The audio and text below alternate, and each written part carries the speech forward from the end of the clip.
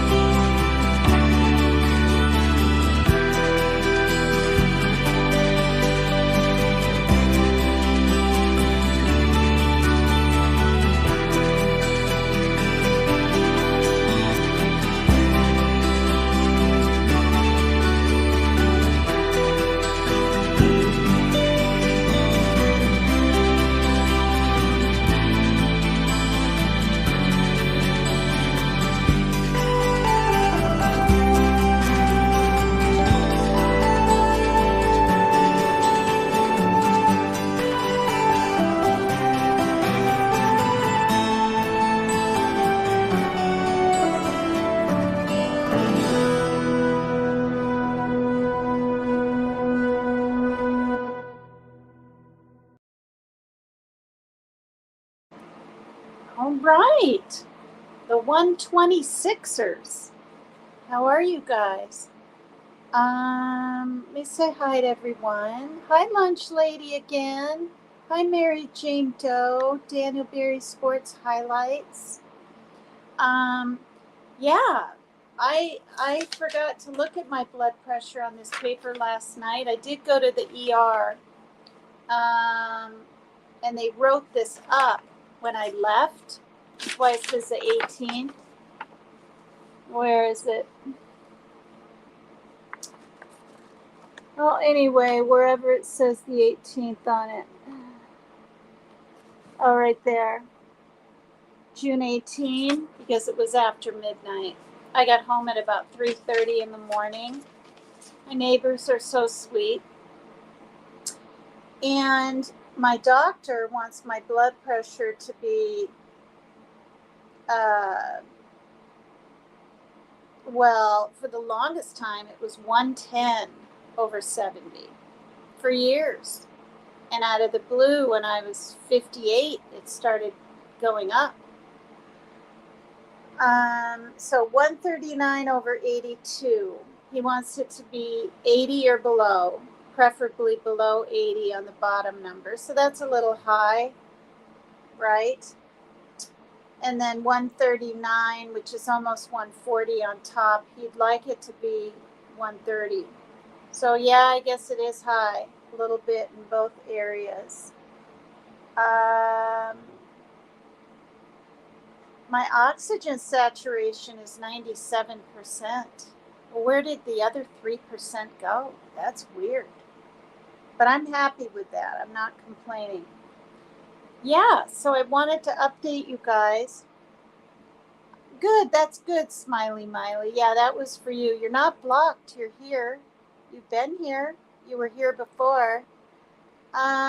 Just saying hi to bed.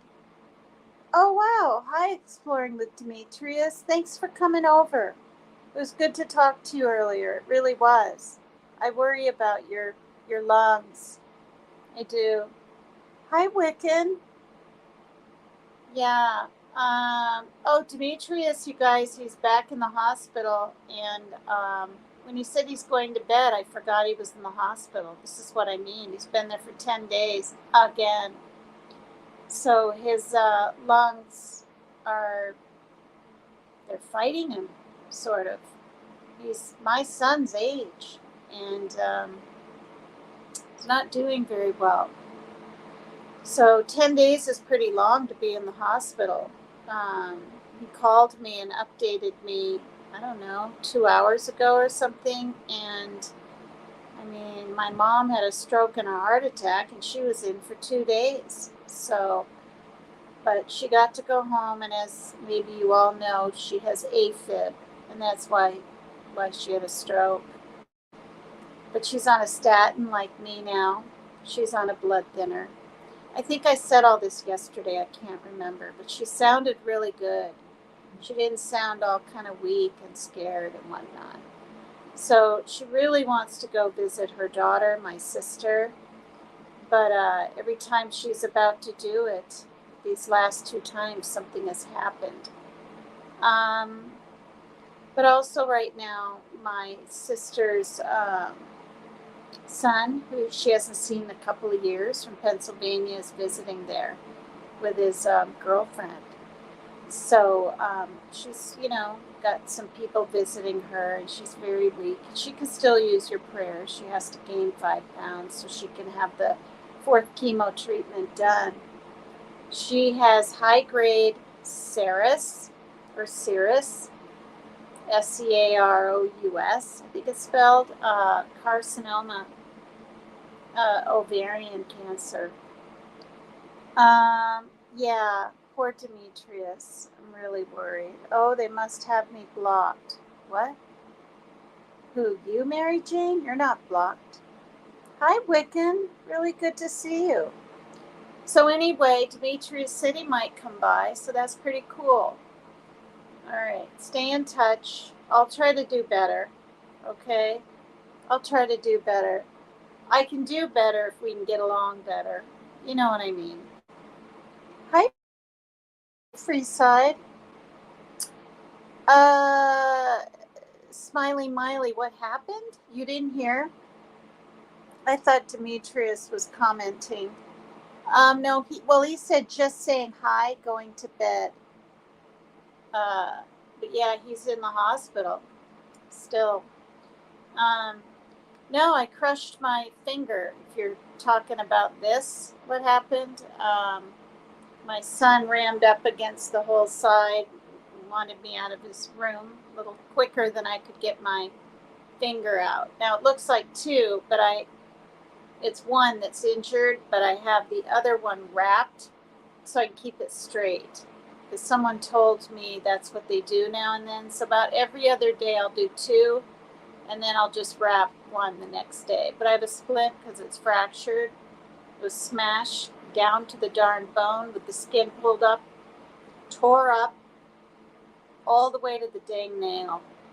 It was horrific. That's all I got to say. Had stitches out on the 10th, which was worse than giving birth, period, to me.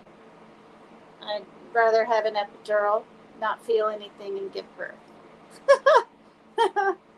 No, I knew about your finger. Okay. Yeah, I thought you did. I thought you were in here like the other day. Uh, oh, the ER, what happened? Okay, so I went, and it took us 10 minutes to get there, and everything. And I was like, you guys, the place is packed. I'm just going to, can you take me there tomorrow at like 11? And I'd still pay him the $10 because I give him that whenever I have rides. So I'm stacking up little fees, but that's okay. And they waited in the pickup, and I went in and I saw maybe only 10 people. There weren't 50, there weren't 100. And I said, okay, I'm going to stay. Well, it took about 2.5 hours for them to, no, it took about an hour for me to be triaged, in that little room. And then another hour and a half to be called in back. And I followed a nurse, and I ended up going way down these halls and whatever, and just sitting on this like bed gurney thing out in the hall.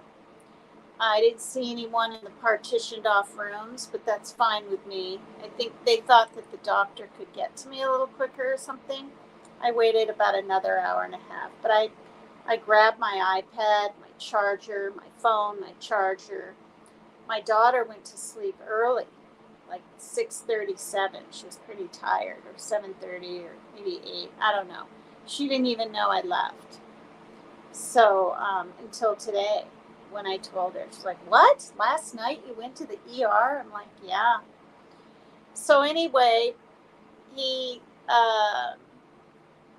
triage nurse pressed on it a little, and I mean, it felt kind of good, because when it's sort of flattened down a little and stuff's being moved around in there, it feels better than this pulsating bubble that feels like it's growing inside, even though that's probably not what's happening, but that's what it feels like.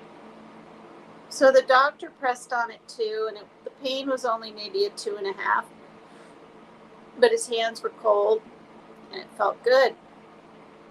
And then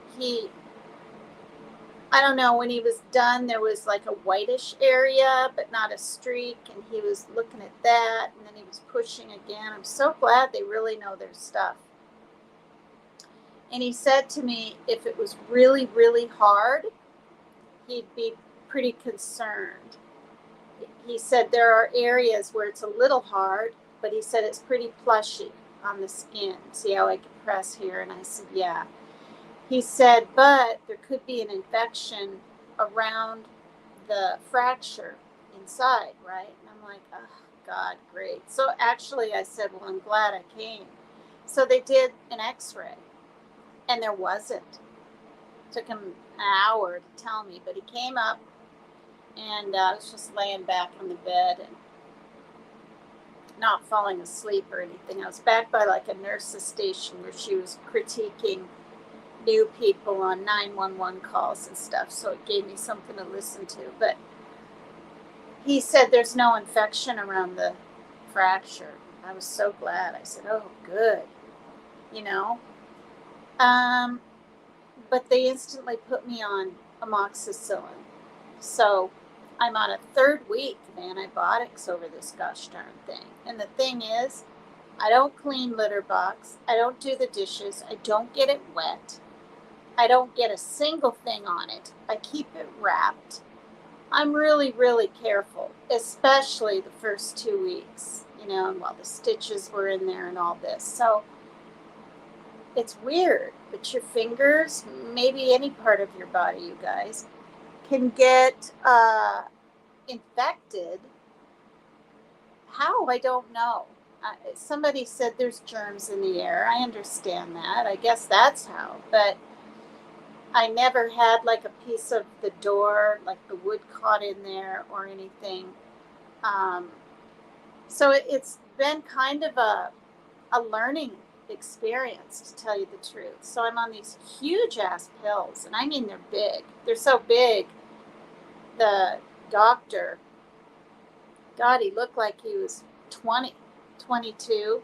Well, he wasn't a doctor. He was a nurse. He gave me the pill and said, sorry, these are so huge or whatever.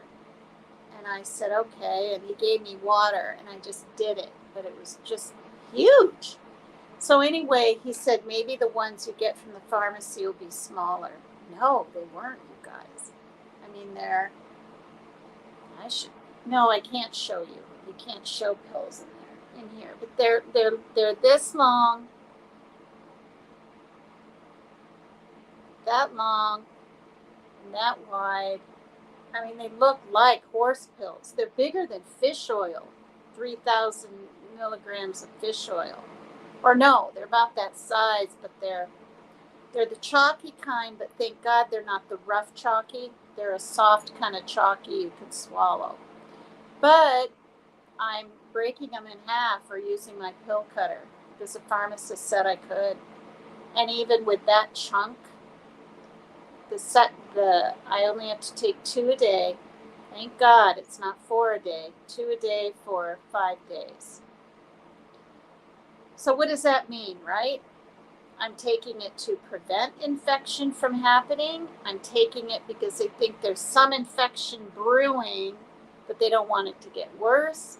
I don't really know. All I know is he said we're going to put you on a stronger antibiotic. So I think they think, because I told him when I touched this finger to my palm, I'm telling you, it felt hot.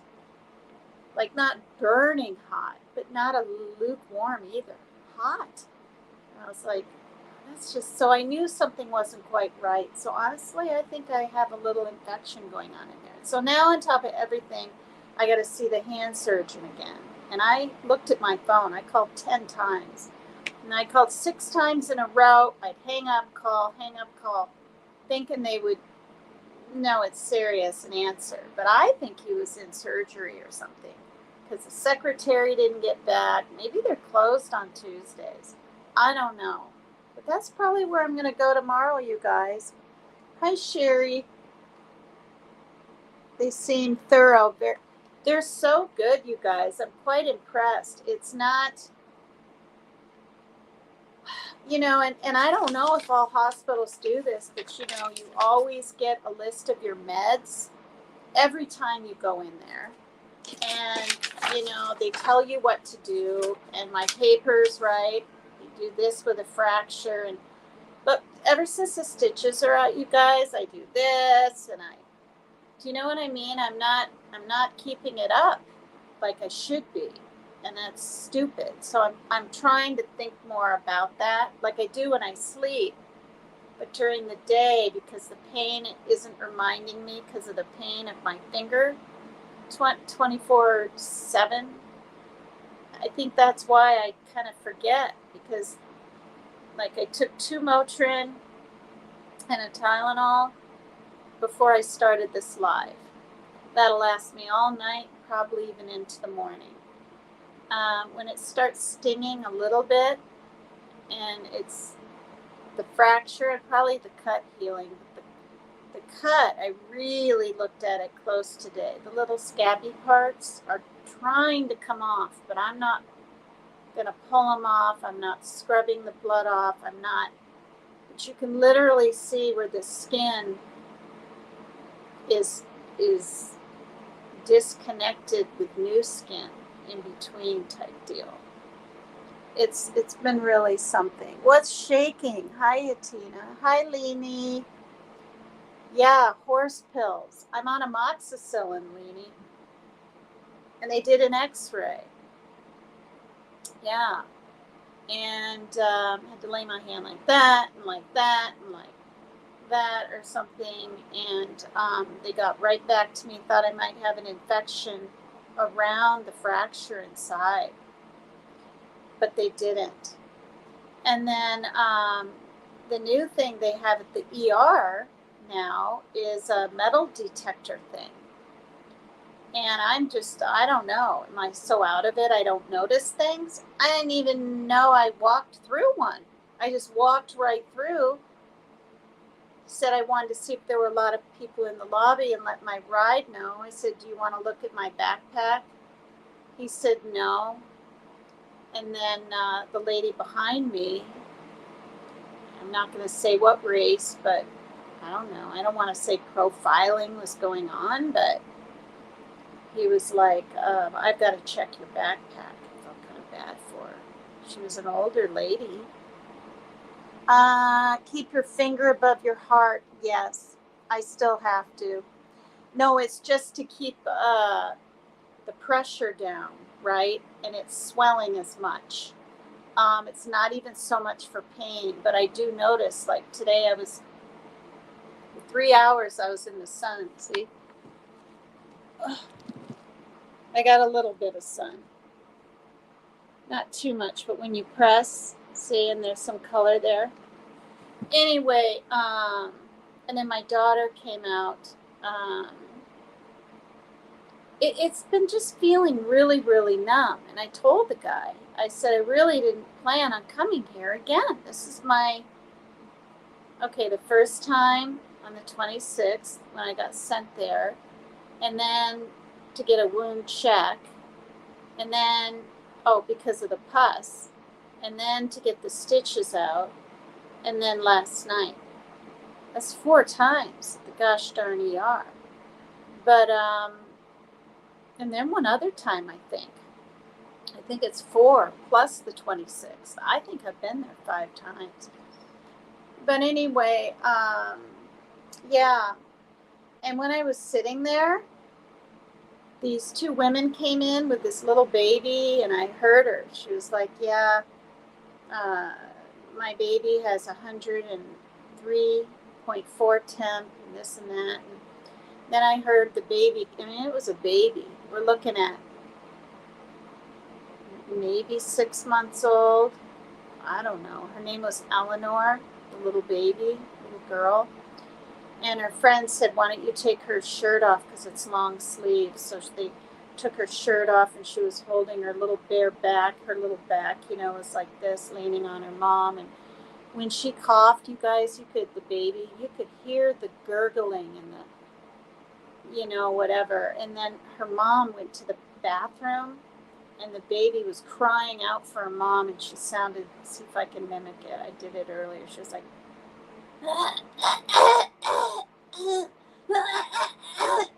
that's how she was crying for her mom. That baby was sick, you guys. I don't know if it was whooping cough, COVID, pneumonia, a cold that they ignored for days. I mean, she seemed like a doting mother and really caring. But this is what happened. And I told a couple ladies this, a messenger, earlier. She came out of the bathroom and she took the baby, and then she hurried up to when you walk in, and you're waiting for triage. And she said, she needs to be seen now. Her feet are turning purple. Or no, her feet are purple. And I was just sick, you guys. I was like, I'm sitting there. It's all quiet in the lobby, and you hear this, and the baby's like sick. I just didn't know what was. For a split second, I thought maybe it was going to die right there. They'd have to do CPR. They got the baby back there. She kept crying, crying. Anyway, I know they kept the baby overnight with the mother because it was 3 in the morning and they were wheeling the mother and the baby past me way down the hall into some other room. But the good news is, I said to this doctor, the young guy that came over and gave me my amoxicillin, I said, I know, there's confidentiality. You can't tell me what's going on, but I saw that baby come in. Can you even let me know, is that baby going to be okay? I said that to him. And he said, he goes, yeah, I think so. Then I didn't really know whether to believe him or not. Was he just trying to get me to kind of be quiet and not ask anymore? Or was he assuming that? Because, yeah, well, of course, the baby's at a hospital, right? That was kind of an odd response. And all I said was, that's a nightmare when a little one is sick. You could hear the fluid, you guys, like in the throat type deal. I mean, when my kids were little, that just didn't happen. I mean, I never was rushing we'd been to the hospital for different things and stuff, but not gurgling, scary. Anyway, yeah, and then a father came in with his son and his what is that thing called when you have asthma? His whatever thing wasn't working, and then they both conked out, and the dad was snoring away. I mean, the nurse walked up to him. Hello, Nicholas. And the dad woke up, and I'm wide awake. I wasn't even tired, you guys. I don't know why. At 2 and whatever in the morning, but people were just conked out. Even the boy. They wanted to do a chest x-ray on him. I was like, gosh. And then another guy came in, and he was there with his wife, and he had been in a car accident 2 hours earlier, and they both went to the ER because he said what are those called? The thing that, comes out, the steering wheel, whatever thing it's called, that blocks you from the glass or whatever right here. What the heck is that called? Anyway, hit him so hard in the chest that he said when he sneezed, he thought he was having a heart attack. That's what the guy said. And I'm just thinking, oh my gosh, airbag. See what I mean? Words escape me. It just sucks. The airbag. I mean, I'm not knocking airbags. I think they save lives, but I heard, a woman got, trigger warning, decapitated by one once, you guys. How safe are they? See, I've seen it break someone's jaw, says Mary Jane. Oh, that's just sickening. So I wonder if parents can use the nose sucker bulb for their throats. Oh yeah, that nose sucker bulb. Yeah, we all had to deal with that. Practically the first day they were born. I forgot about that, but now you reminded me. I saved everything. I'm sure you guys have. Little piece of, their footprints, and you're given those little booklets, milestone things to fill out. It was not Peter Rabbit, or was it? I had a Peter Rabbit booklet thing that Dr. Bainig gave me, and their first word and their first, when they roll over and they this and that, and the little teeny shirts. I mean, my son was 8'6". My daughter was 8 pounds. I mean, they were. So that's considered, I hear 7 pounds is average. That's what I've heard. I know women have babies 10 pounds, 9 pounds. I never thought 8 pounds was that big, but I've been told compared to the average of 7 pounds, that's fairly big. But the little shirts on them, right, with the hospital name, they were like this. I still have them. I came across them the other day. Crusty belly button thingy taped in her baby book. Oh my God. Oh, your friend's jaw was. See, this is what I mean. It's like, yeah, I have a fracture and I have a really deep cut and it was scary and super painful. But people really do go through worse. I mean, they just do.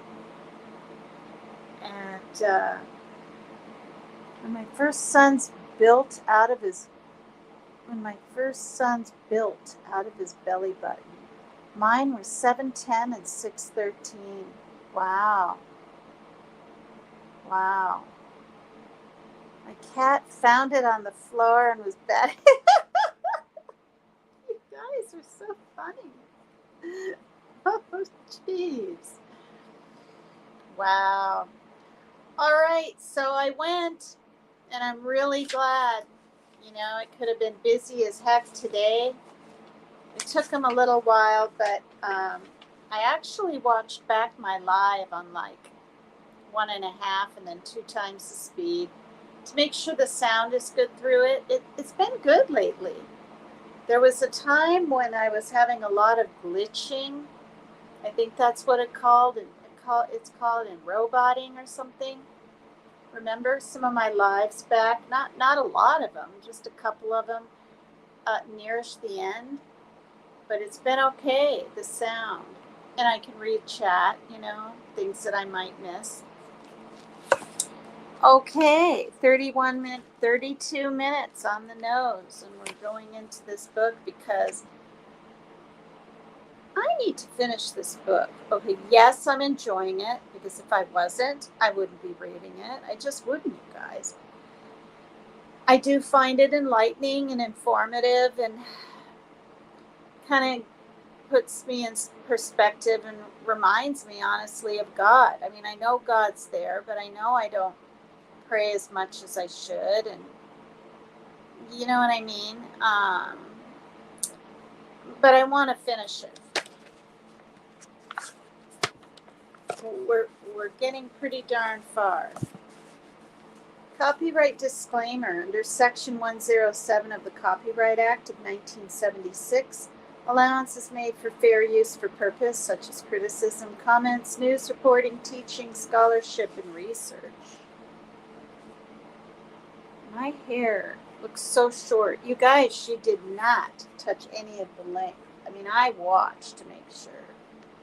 She just layered and texturized here and back here. And the kind of pointy, bulky hair that I had in the middle that grew out where she had shaved, she turned that up. She left my bangs. My bangs are longer now. Hi, KB30JG. You should do reading for Gutenberg. Your voice is... You're so funny. Thanks, you guys. Wow, that's really nice of you. Yeah, well, some people say my voice is, I don't know. Maybe it was just a past creators program of women that didn't like me. But it's so high and it's so scratchy and it's me. And I don't try to talk soft or high or anything. It's just my voice. So that's nice of you. That laugh. Well, hi, Lemon. Lemon, hi. You're right, our voices. Thank you. Thanks, you guys. Aw. Hi, Paw Cat. Yeah, I just want to say, and I meant to say it way before, I think you thought that I blocked you or something on Messenger, because I had you in Messenger for a while. I didn't. I did not block you. Now, if I don't hear from someone for like 2 solid months, and instead of scrolling past names and checking all the time, I won't block them. I put them in archive, right? I go like this and I hit archive. So they're there if they contact me. Do you know what I mean? But it's not like I always wait for people to contact me. It depends how much contact and how well I know people. So you've always been sweet and kind, and I think you're the lady that said, I think, you blocked me, and I'm not sure why, but it's okay, or something like 2 whole months ago, and I wanted to address it. Mine were as follows. Yes, Sherry's 11 babies. 7, 12, 8, 5, 10, 8, 8, 6, 9, 15, 7, 3, 8, 7, 6, 9, 6, 15, 6, 1, 6, 4. Yes, I remember them all. You guys, Wild Angel has given birth to 11 children. It's when she told me over there on Dolly Vision's panel when we were there, I was like, did you give birth to all of them? Or some of them were, I think I said some of them are stepkids, right? Or stepchildren. She said no. Flickers, 6'10", 4'7", and 5 pounds. So you had 3. Oh, it's not a stupid question. The paper cut Tina handle thing is me calling in Dolly Vision, 2 years ago now, has it been?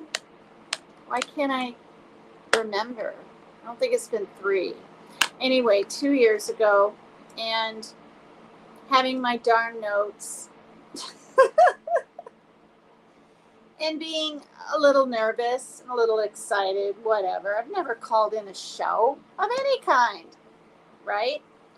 And he said, it's okay, relax, or you're going to get a paper cut. and I kind of chuckled or whatever. And then 3 Dot, and then I called again maybe the next day or a few days later, whatever. And 3 Dot said, you need to give her a name or something.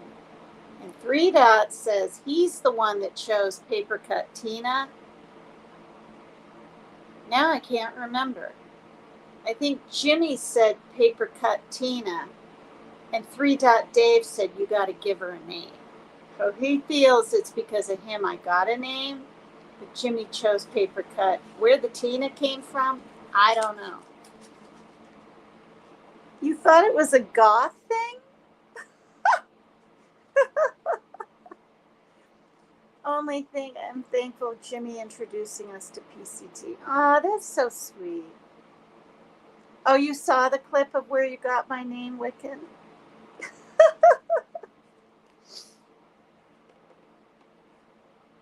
Oh, God. Oh, hi, Donna Clark. Hi there. Look at all you ladies in your bathing suit avatars from Maggie from the UK made them, right? Over for you on Leanies. You guys are funny. They're cute. I mean, they're cute. It's fun.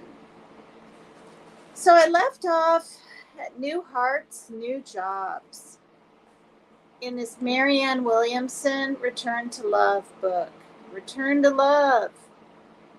You know, and also you guys with war supposedly brewing out there, and the wars that have already been happening. And my mom told me there's thousands of children, and probably adults, starving in Gaza. They can't get food there. I mean, it's really sad. You know, they didn't choose to live there, you guys. I could have been born in Gaza. All of you could have been born in Gaza. I mean, maybe not. I mean, it's a heritage thing, but I'm just saying, right? Who chooses what family they're in, or heritage, or country? That's the thing. You know, it just is what it is, right? Okay. New hearts, new jobs. Number 6, child of God, you were created to create the good, the beautiful, and the holy. Do not forget this. Can you guys hear me good with the fan? Is it too loud? Is it in the middle or the side one? Put a 1 in chat if the sound's okay. It might be a little loud, come to think of it. Something about your music choices, which are awesome. those are all the little freebies, or non-copyright ones in YouTube Library. And what happens is, and they have new ones, like every month, you guys, artists I've never heard of. And the 126ers are kind of a happy-go-lucky, I don't know, to me they sound kind of hippie-ish whatever band. They have banjo sometimes in there. They'll have a kind of a rocky, kind of melodic, kind of whatever. Another time it's kind of new wavy, new age, I don't know what. And so I haven't listened to the entire song of anything. I'll listen to roughly about 5-6 seconds, and if I like the beat and it's got a little something different, I'll download it, and that's what I do. So when I'm playing them in the beginning like this, you guys, while I'm getting my drink or just letting you guys feel the ambiance before my show starts, I've never heard them all. Like, Carrots, Josh Pans, are you kidding me? But I just thought the beat was funny and the word carrots and vegetables. So I was like, oh yeah, I'm downloading it. And I like to do a different one every day. It's interesting to me, these people that have done this for a while have their regular tune. But doesn't that get a tad boring, hearing the same thing in the beginning of each program? It's too predictable. I like unpredictability. I like spontaneity. I like being different. I want to be different. You know what I mean? I think I'm different. I think I'm extreme. I think I'm living up to my name this year. Good Lord. Okay, so let me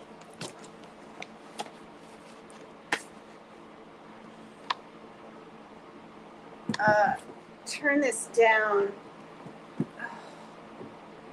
And then you know what else is really cool, you guys? Somebody brought to the AA hall that I went to, OPP. Remember I said I had a Courage to Change book? Exactly like this. An Al-Anon, one day at a time. Al-Anon. This isn't my book, but it's identical, and it was sitting there. And because I passed mine on to that lady 5-6 years ago, and I've been missing it and wanting to read the one day at a time things in it, because it's different than AA, I took it because it's free in a box. And I didn't feel bad about it. It's like what comes around goes around. And when I'm done with this, I'll pass it on. You know what I mean? But there's no name in it. There's no writing. There's a few folded, see? In January, there's a little folded thing. It looks like it might have gotten a little wet once. But I thought that was really cool. Oh, that's what I'm going to do. I will read, when I end my show, The Courage to Change. And we're on June 18, but I want to try to find it. Parker, I'm doing a live, hon. No, I'm not making anything. If you want a snack, you can. I made spaghetti and meatballs and everything. I even made the special noodles you like. I'm not cooking again.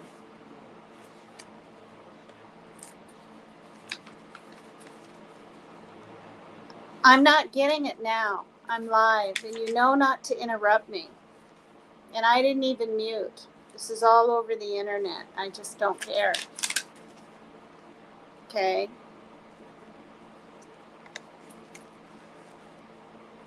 Okay, so June 18. So I will read this when I'm done. But I'm going to lower the fan. Like, what do you want? Some crackers? I don't understand. Oh, it is low. That's high. That's low.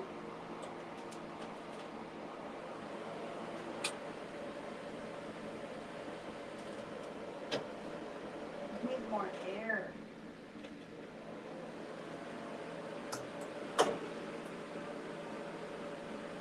Oh, Parker.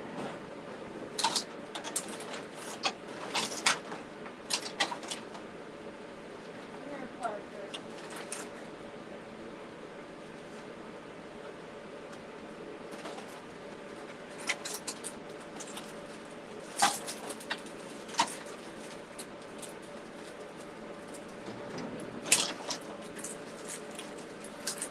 Here, Parker. Since you didn't eat much of your dinner, here. Parker, please. I can't let the cats in. Yeah, I thought I was out of those.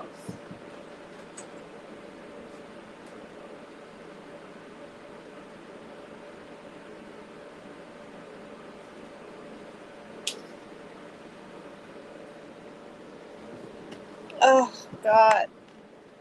Ugh. I'm trying not to lose my whole iPad down off this table. Maggie got me this wonderful little table. It tilts and everything. I don't know how to change it back. What is that, Donna? Whoa, wow. Some of my friends had some premature babies, said Mary Jane. It's the Leany effect. Oh my God, really, Winter? You made amends with your sister after hearing this book? Oh my God, that gets me choked up. Oh, that's so cool. Thank you for sharing that right here. Golly. Oh, you guys can all hear me fine? Is that too loud? That fan's blowing a little more on me, even though it's smaller. Is that too loud? Oh, Leanie, I needed her forgiveness, and she did after 3 years. I feel free. Wow. Yeah, Mary Jane, the 126ers. Is that just the weirdest name or whatever? What am I into musically?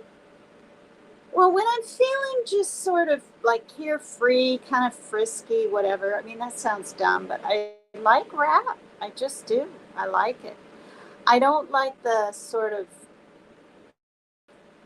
I don't want to say demeaning, but yeah, the demeaning lyrics of some of the pretty hardcore rappers out there. They're like from different parts of California, and I saw them on YouTube, and I was just, they're more gangstery rap, right?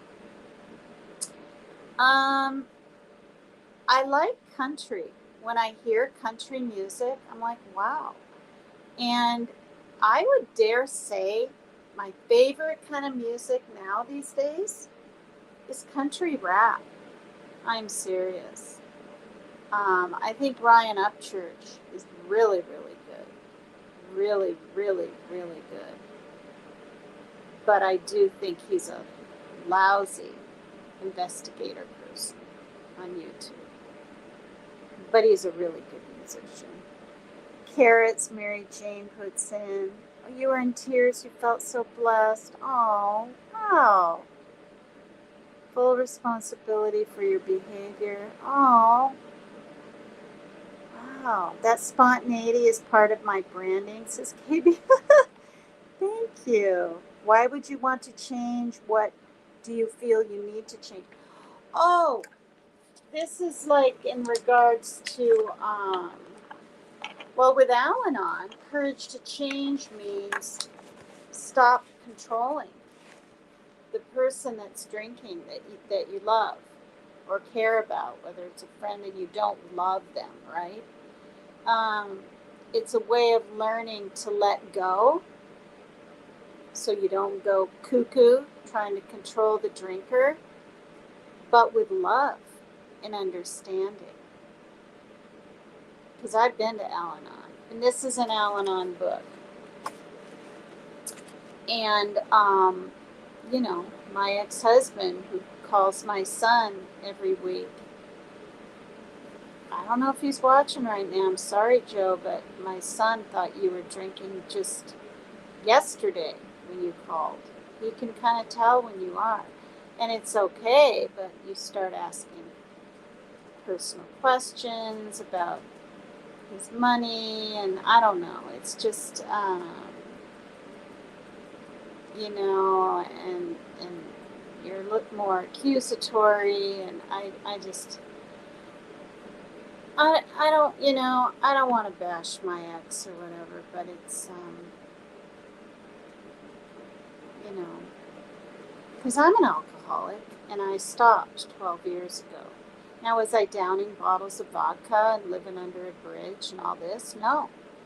But when I had a beer, I wanted another one, and probably another one, and probably another one. And if I caught a good enough buzz, I would walk at midnight, or I would, uh, you know, if I was feeling sorry for myself, you know, I'd want to be around people. And I was you know, walking in the dark, kind of unlit streets around here where I live is dangerous, you know. And I had kids. I didn't do it very often, like hardly at all. A few times a year, but the thing is, and they had babysitters, and it was all set up and planned, but uh, it's just, I don't know. Women and men aren't safe anymore, you know. So anyway, I'll read this when I'm done. I'm gabbing on. Why would you want to change? What do you feel you need to change? Excellent PCT boundaries. Yeah, the fan is not loud. Oh, good. Eclectic tastes indicate complex personality and depth. Who are you, KB3OJG? Who are you? Where are you from? Oh, shiz, he is amazing. Hi, beautiful Tina. Hi, Amanda. Can you elaborate? Where are you from? Is that a world? That's a world, right? A world avatar thing with continents on it. Are you from another country?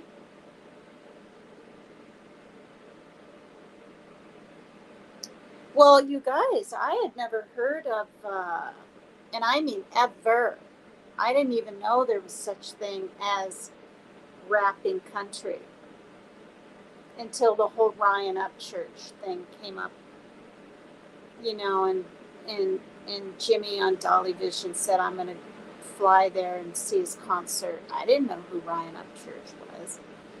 Okay, that was the very first time. So then I got on YouTube and I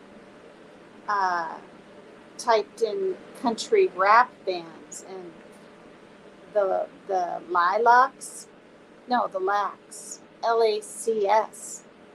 I just think they're the cat's meow, you guys. The Lacs, and there's some others, and now I can't remember the names. One guy has red hair and a beard, really super popular, and I can't even remember his first name. All right, so new hearts and new jobs. The ego says your value is based on your credentials. You need a PhD or its equivalent before you can get a good job. But some of the best and brightest of our generation were educated more by life than by school. There's a mass of talent in our society who have been everywhere and done everything, but have few credentials to show for it. Our achievements have been mainly internal. Our ministries, our new careers will reflect these internal achievements. They will express a new integration of mind and heart.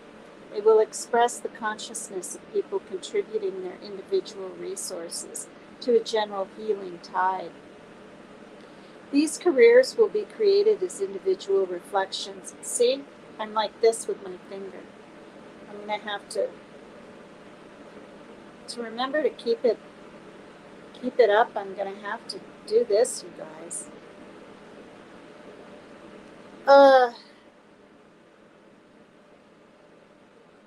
These careers will be created as individual reflections of our unique talents. We will not find these jobs. We will create them. There are no ads in the help wanted section of newspapers for world saviors or miracle workers. New forms of employment are emerging in response to new energies. Carl Jung advised people to look closely into whatever fairy tales or myths particularly attracted them as children. When I was a child, I was enchanted by a fairy tale called The Girl in the Patchwork Dress.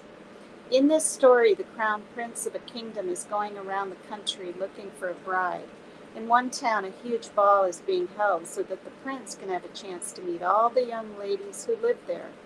One girl wanted very much to go to the ball, but she didn't have enough money to buy the materials she would need in order to make a beautiful ball gown. So she did what she could. She picked up scraps of material from other girls' work tables and put together a patchwork dress. This is reminding me of that movie, right? The Patchwork Coat, or Coat of Many Colors by Dolly Parton. Her mom made her that beautiful winter coat with all these, not scraps, I don't think, but that was such a good movie. If you guys haven't seen it, I would dare say the little girl that played Dolly Parton and all the siblings, the mother, the father, every person in that movie, a coat of many colors. I think it was the best movie I've ever seen. I really enjoyed The Four Seasons. It was so funny. I don't even like to see movies more than once, and I saw that 4, maybe 6 times. That's with Carol Burnett, Alan Alda, and that kind of big, funny comedian guy. It's so good. Who's seen that? Who's seen The Four Seasons, and who's seen A Coat of Many Colors on here?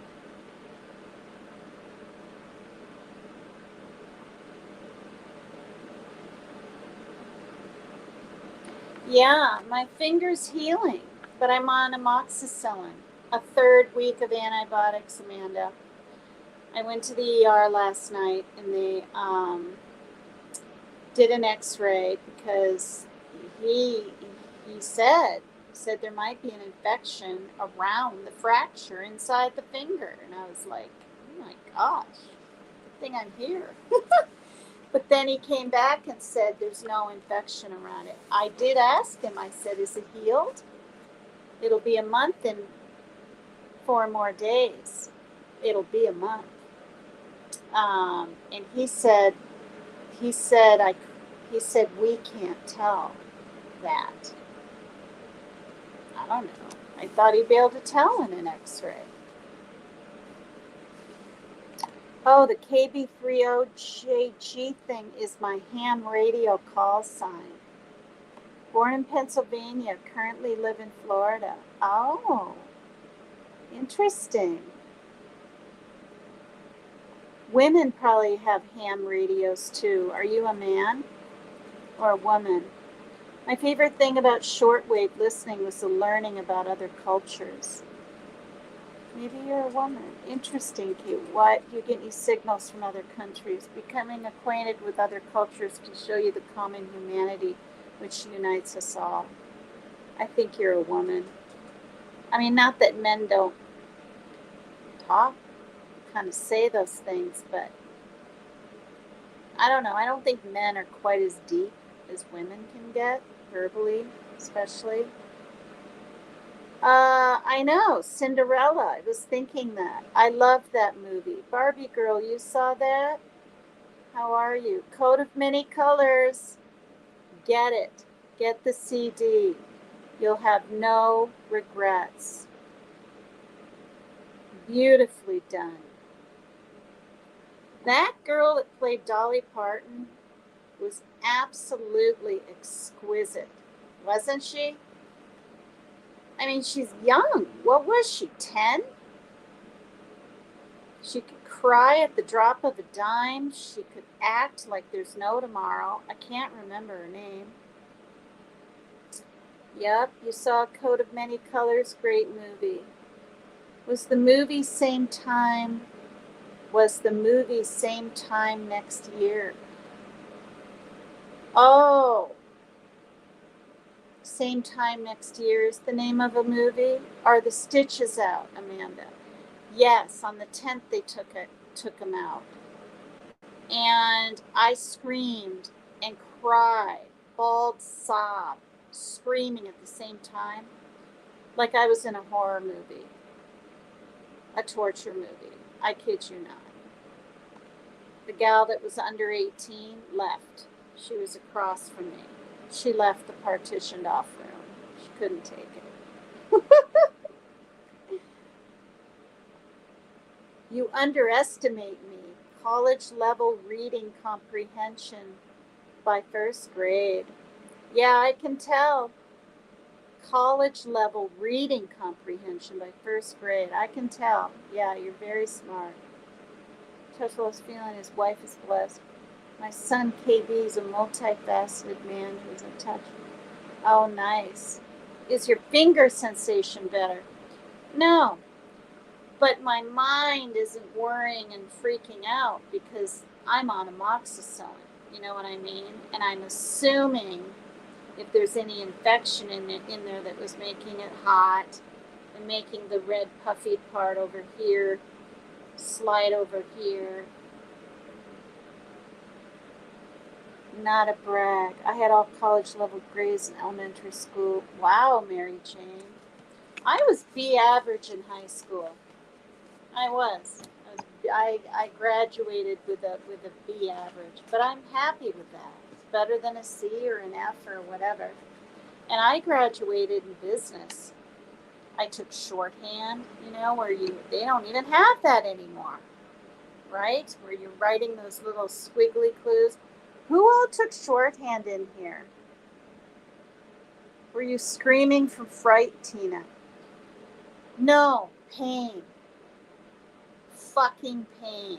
I'm telling you right now, her tool looked like a little claw thing, like when you pull staples out of paper, except you know how I think those are bent, I think at the bottom or something. These weren't.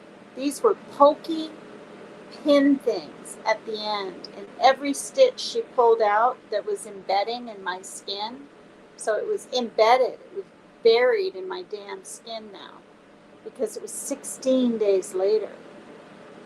And I guess most stitches get taken out 7 to 10 days, and now I know why. But every stitch she poked. My injury. It felt like she had a piece of damn glass and wasn't touching it, which would have been bad enough. It was poked. It was horrible. And I had it looked like I think it was 10 stitches. Yeah. Oh, God. Yeah. Oh, yeah. I did. I imitated my scream. It's 10:37 here. I better not do it, because I'll end up waking up the young kids that are underneath us that have school, and their mother might need to call or think she has to call 911.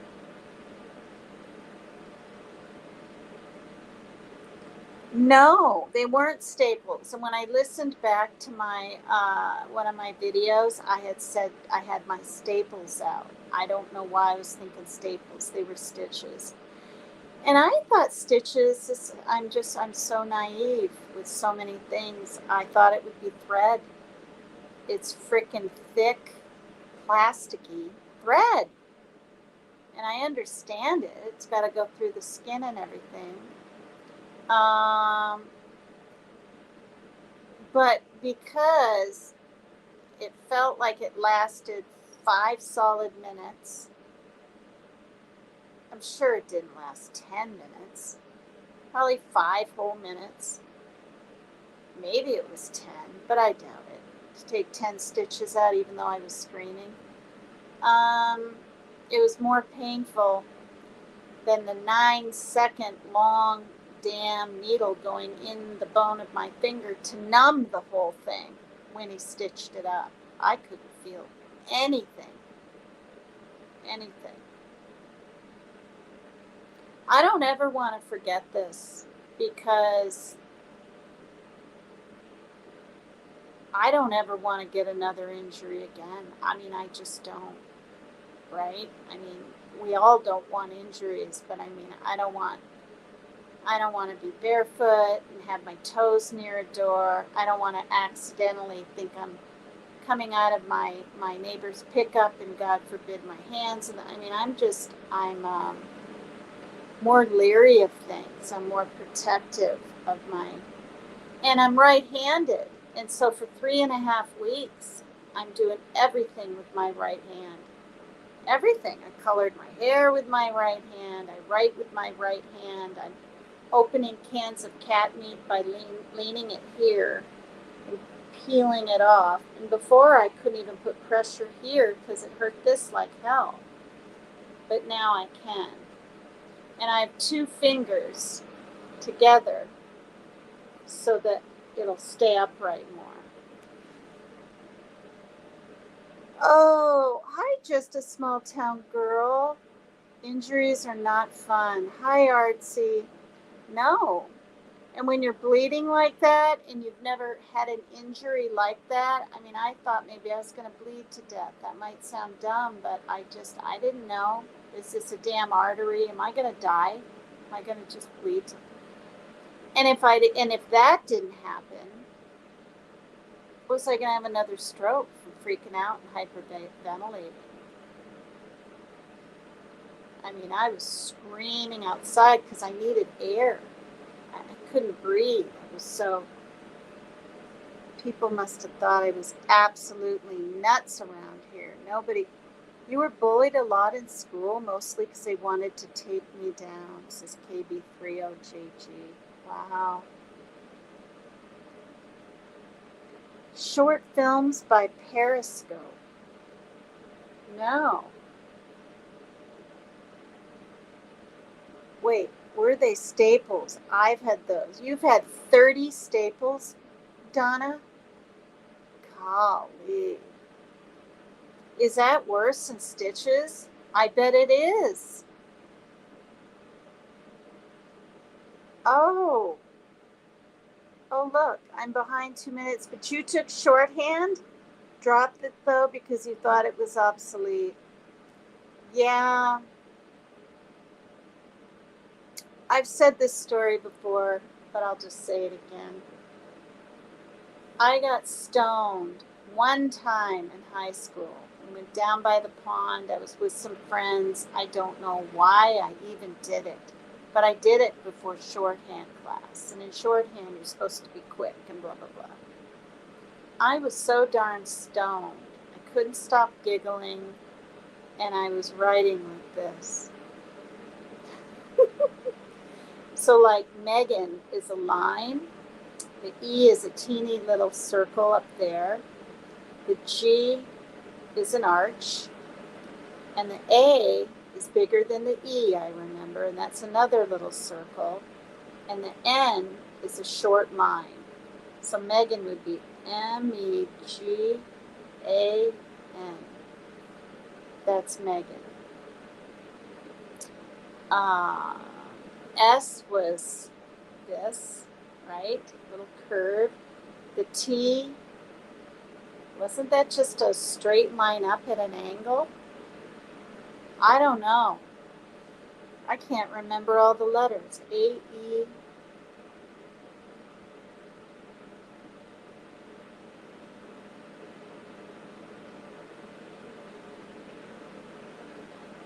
A B was a thing that went up, like a little wave angle thing, and then the L went down. Like I'm thinking of the word blue. And then blue, I think a U was upside down, little teeny arch. I think. And even though blue is spelled with an E on the end, that wasn't in shorthand. It would just be BLU. I think.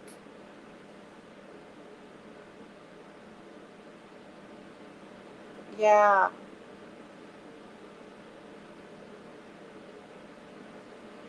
Yeah, they don't teach cursive, do they, anymore in school?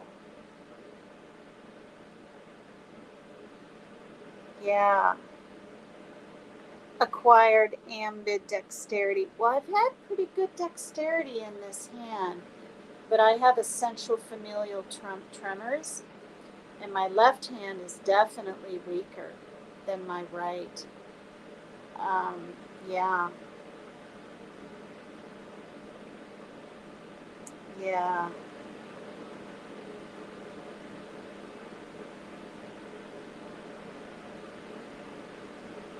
You were born prematurely in 1973, KB? 1973. So I was born in 62, so I'm 11 years older than you. And I'm 61, so you're 51. You're 50. Accidents happen, never had friends, never really had a supportive family. Oh, they're government films. Oh, okay. Look powerful. School, sex, they are more propaganda. So maybe a cough is sensitive and articulate. Remind me so much of my oldest son. I feel bad for him, no offense. Sometimes I generally don't like life. I love that he is sensitive yet strong. Katharine Hepburn had tremors, I think. Yeah, yeah, she did. Winter, I was 13. Wow. Oh, wait, the book's down here. All right.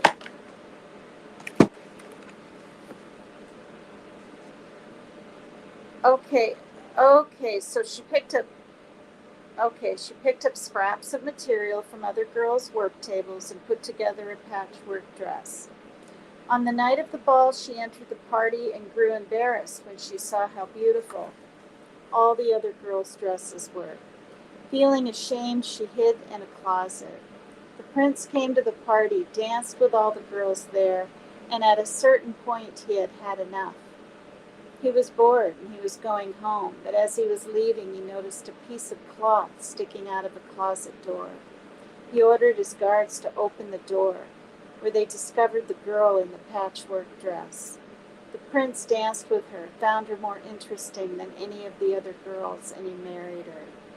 That's so cute. I've never heard that story, but it is like Cinderella, isn't it? When I thought of that story as an adult, I knew why it had meant so much to me as a child. It revealed a significant archetype in my own life. I would ultimately taste a little bit of just about everything life had to offer. This would never earn me a degree in anything, but it would earn me a kind of overview. That vision of things would become the basis for my career. A lot of people among us are like the girl in the patchwork dress. We have a little bit of this and a little bit of that, but you can't get a PhD in having been everywhere and done everything. Put it all together, and we don't have a degree, but we're interesting people with interesting stories to tell. The patchwork dress symbolizes the consciousness of a generalist, one who synthesizes while the other beautiful gowns symbolize the consciousness of a specialist. Both the generalist and the specialist are important viewpoints in the functioning of a healthy society.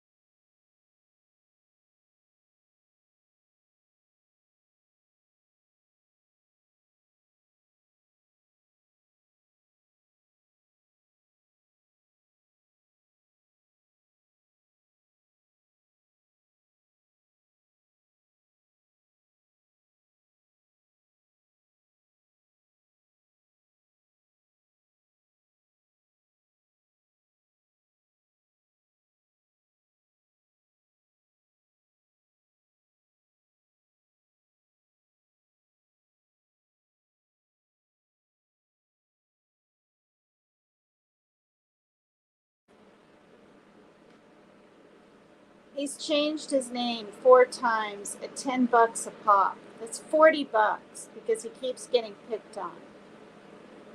My son. So this last one was Moon Rock. I don't know what people are saying, or Moon Rocks. The one before that had something to do with that game with that blue, gosh darn it, what's that thing called? Anyway, it's some blue looking whatever animal of some sort that hurries around. What the heck? That was in his name. He got picked on. Another time he had the word Jesus in there somewhere or something, he got picked on. And then another one, and I can't remember. So he's wanting to change it again, but I'm not grifting. I'm just saying I don't have any money.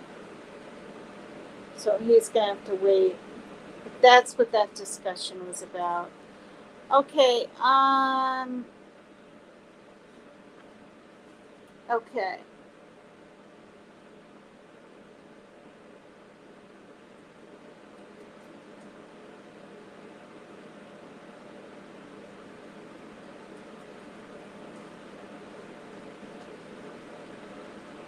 Okay, put it all together, and we don't have a degree, but we're interesting people with interesting stories to tell. The patchwork dress symbolizes the consciousness of it. I already read all this. Of a generalist who synthesizes this and that. Okay. Ultimately, it is not our credentials, but our commitment to a higher purpose that creates our effectiveness in the world. Our resumes are important only if we think they are. I was eating dinner one night with a girlfriend of mine who is an excellent writer and a published author. I mentioned to another friend at the table, a man in publishing, that I thought Barbara should write a monthly column in one of the major women's magazines called The Healing Perspective, or News from the Heartland, or something like that. Every month she could write some interesting piece about how an emotional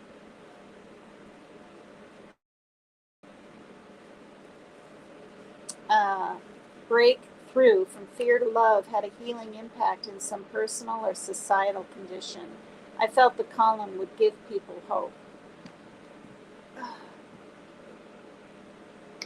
But our friend in publishing took a different perspective. Barbara couldn't do that, he said. No magazine would publish it. She's not a PhD. She's not an authority. They won't see her as an established voice.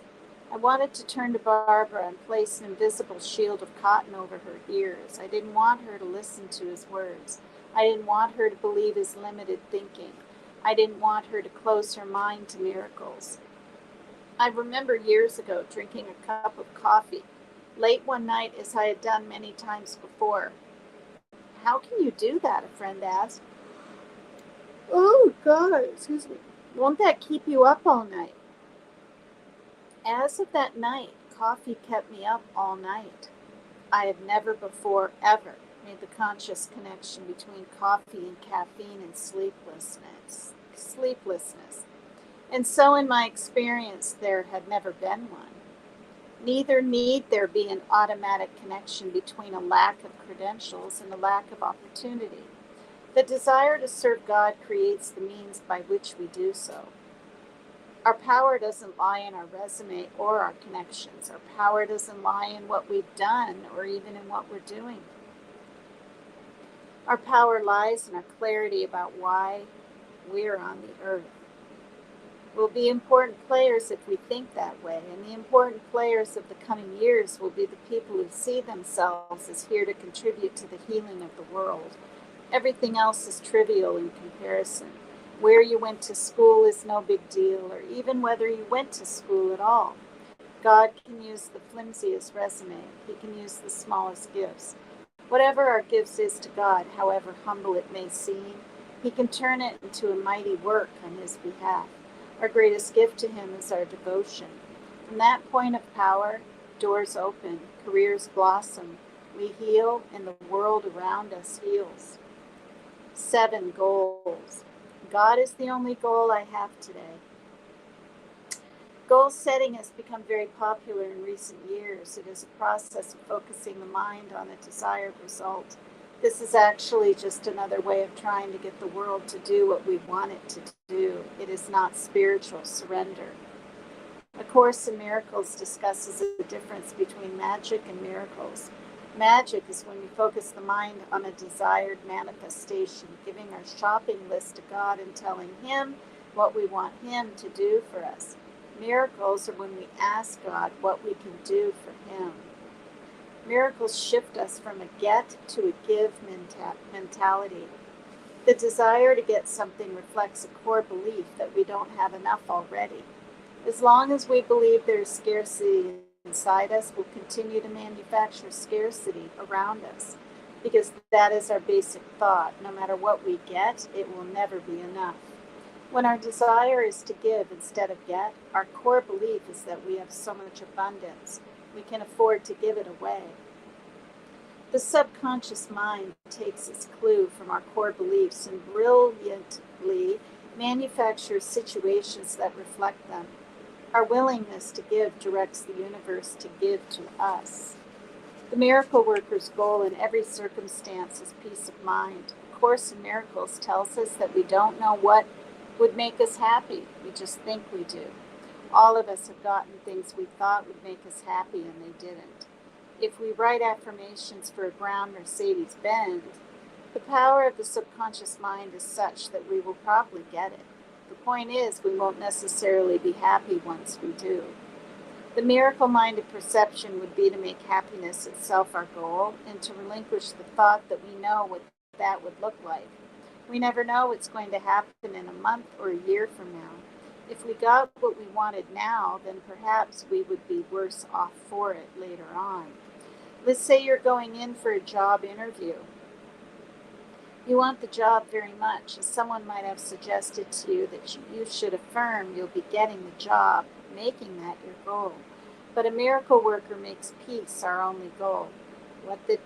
What that does is to direct the mind to focus on all the factors that contribute to our peace and leave everything else out of our conscious consideration.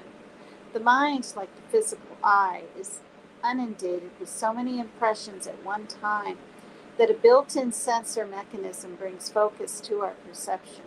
It chooses what we'll notice and what we won't. Making our goal anything other than peace is emotionally self-destructive. If our goal is to get the job, then that's fine if we do. But if we don't get the job, we'll feel depressed. If we make peace our goal, then if we get the job, that's great. But if we don't, we're still peaceful. The Course tells us it's important to set a goal at the beginning of a situation, or it will seem to unfold chaotically.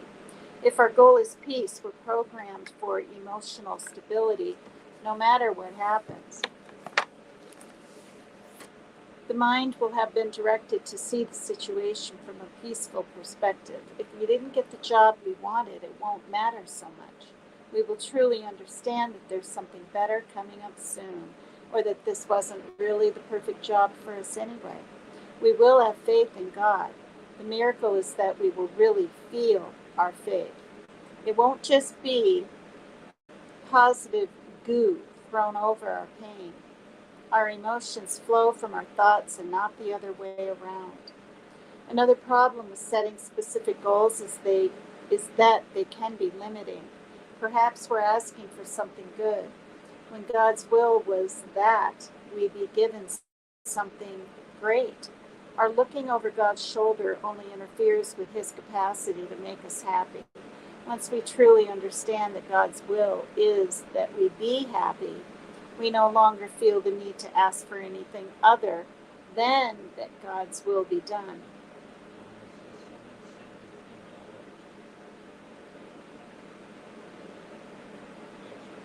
Well, that's nice. I'll check it after. I'm not checking it now. All right.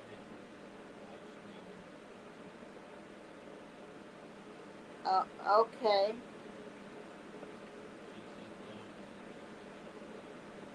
Who? Parker, I can't hear you through the door. My fan's on. Who? Wow, really? Just now? PayPal or Cash App? Wow.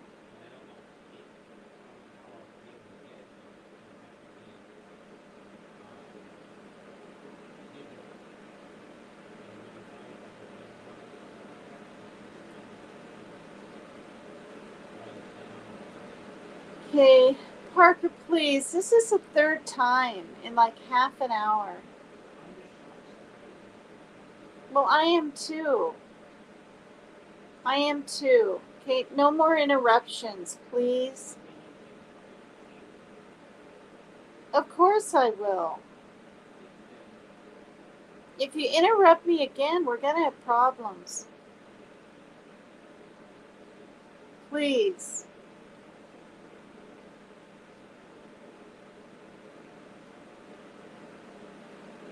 Um,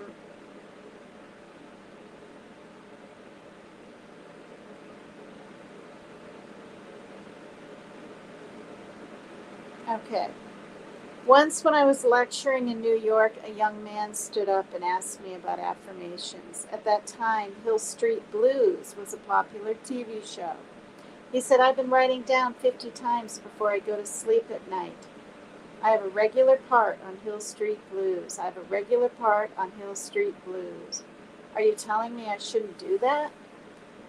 I said, you can write those affirmations 50 times before you go to bed at night, and chances are good you'll pull in a part on Hill Street Blues, because the mind is very powerful. But for all you know, a year will pass. An important director will be wanting you for the lead in a major feature film, but they won't be able to get you because you're under contract for a little part in Hill Street Blues.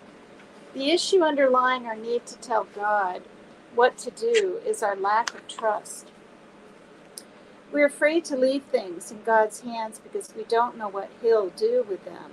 We're afraid He'll lose our file. If we're going to set any goal, let us set the goal of being healed of the belief that God is fear. What? If we're going to set any goal, let us set the goal of being healed of the belief that God is fear instead of love. Oh, okay. Be healed of that belief. Okay. Let us remember that our happiness and our function are one. If God is our goal, that's the same thing as saying that happiness is our goal. There's no need to believe that God can't figure out the details or provide the ways to make it happen.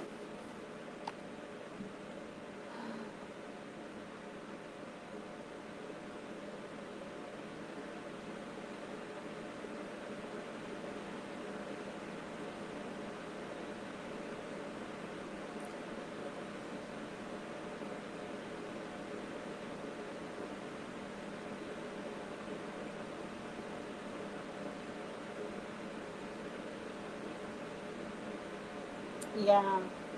Hi, country kitten. Yeah, my son's a gamer. Angry Birds. No, it's that blue, what is it? It's not a porcupine. What is it, you guys? It's that blue thing that rushes around really fast. Oh, there's a movie out there of it even.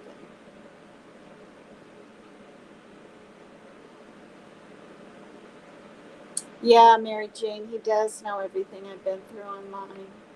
He does. Moon rock is a drug. It's a form of marijuana, Barbara Thompson. I didn't know you were even in here till just now. He said that you sent a PayPal or a Cash App.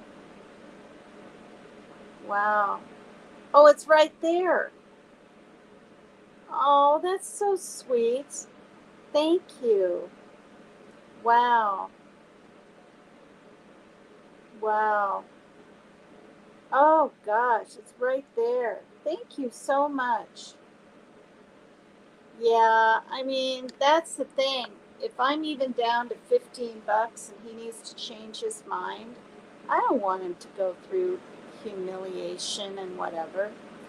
But I guess this time he's going to change it to a bunch of like X's and numbers or something. How can they pick on him, right? With X's and numbers. Oh, I am, or I was, or I don't know what I am anymore. I did all those serial killers from around the world. I did people missing on cruise ships. I covered my very first one was the Suzanne Morphew thing when her remains were found at that, what was it called? The Boneyard in Colorado. I frankly think her husband is gosh darn damn dang holy crap guilty. I mean, good grief. And anyway, then the holidays were coming around, and someone said I should lighten up a little bit around the holidays, and and then I went through all my weird cyberbullying and sticking up for myself against other creators and turtles, whatever, and then I was looking at my books. A lot of them I've gotten from my mother, not this one. I mean, many books. And they're kind of, happy books and self help and don't sweat the small stuff and just sort of inspiring books. And I thought, well, why not share some of these books? Hi, Maria G. Hi. Yeah, and then I just started getting, that's really nice. Thank you, Barbara. My son saw that. That's why he knocked on the door again to tell me. Tired, Tina. Good night. Have a great day tomorrow. Thank you, Artsy. You guys are so sweet. I have quite a few people in here tonight. Oh, Sonic. See? The gosh darn. See? I said it's not a porcupine. Or did I say it's kind of like a porcupine? Yeah. Yeah. He was Sonic something. Or Sonic the Hedgehog. And then something added to it. Aw. That's so nice. Thank you. I will for sure. I lurk a lot more than you know. You're funny, Barbara. Wait, they made an arrest. In what case? Minecraft or road? What did I miss? An arrest in what case? Yeah, I'm branching out a little bit. Oh, seemed like that was what she was into early on. My bad. No, no. I mean, oh, and then I was doing like staying away kind of from the mainstream true crime because all the other creators were covering it. True crime. I mean, they were. And what more can I add? Just repeat the same thing. So then I did, I was going to do missing people, not even necessarily children, although maybe it was children, teens, whoever, from each state. I started out with A in the alphabet, right? And I did Alabama. And there were quite a few. And it was sad. And I was like, okay, B. All right. I mean, what? Baltimore, Maryland. I mean, I didn't want to. I was almost feeling guilty if I skipped and did the wrong state. But there is no such thing as a wrong state. There's thousands of people missing. Grown adults even. All over the gosh darn world. It's awful.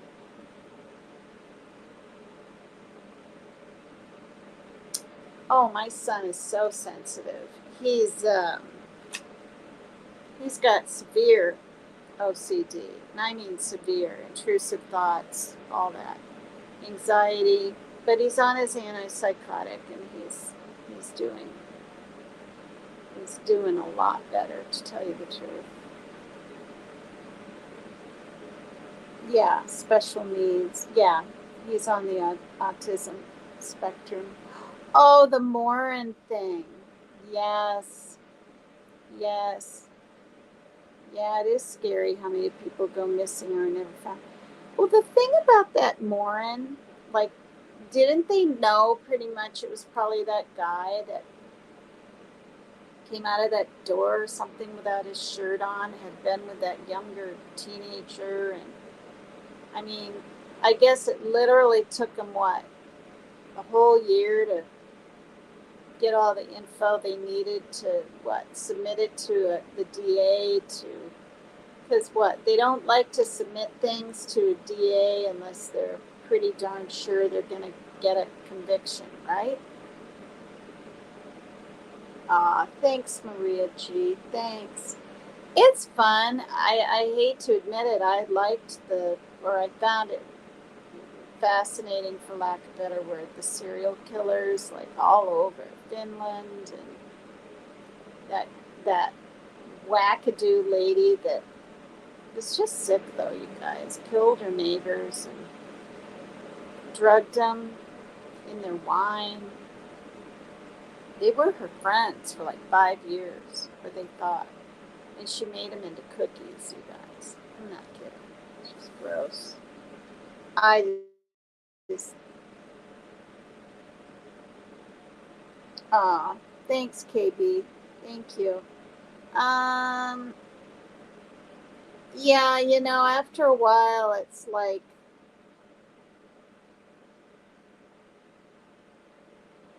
well, too, I mean, my daughter's 20, but that age, 19 and 20, because they think they're so adulty, whatever, a lot of people go missing.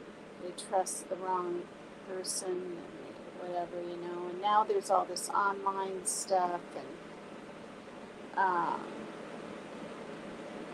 it's just really scary, until it happens to you.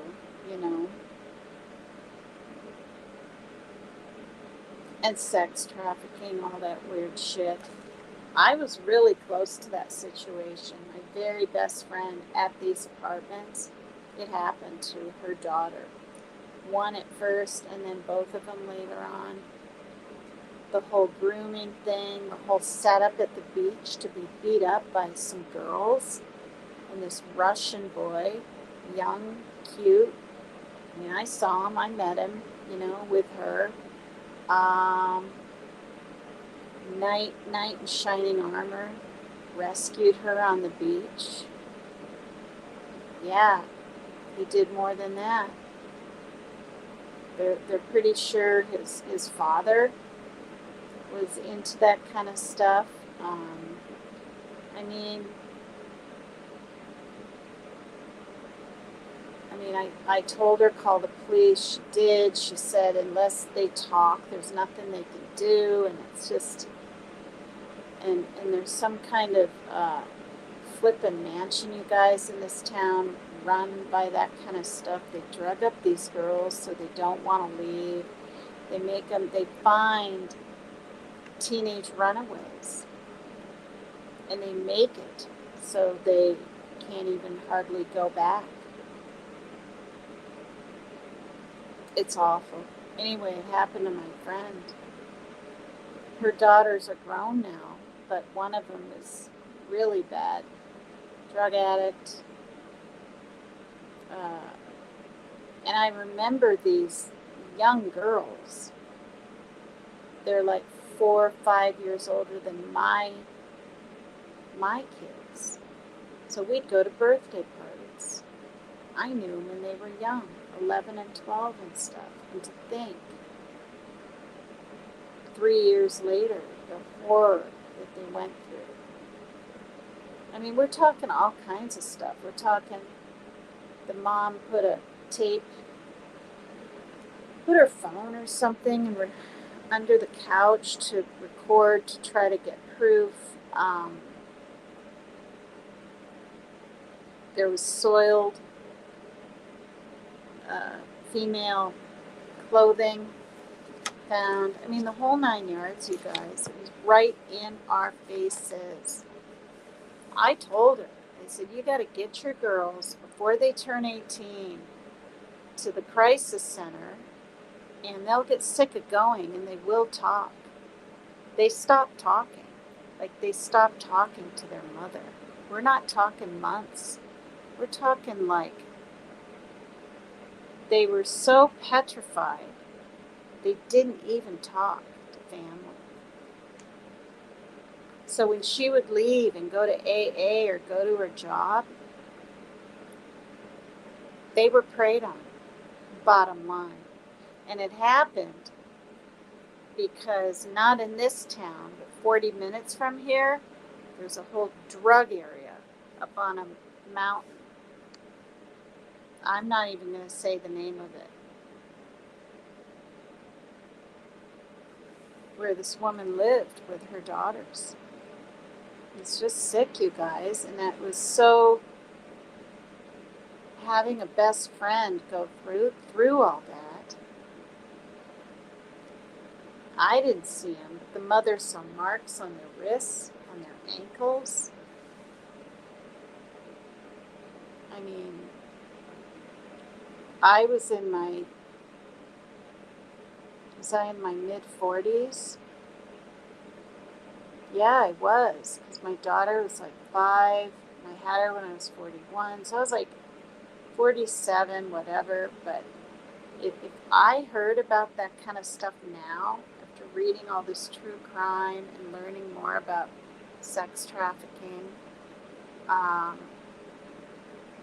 mean, honestly, eventually things got so out of control with the drugs, and I let the mother stay here for 1 week, or maybe it was 2, and I didn't want to lose my housing. I had to, and she kept going in and out of getting help.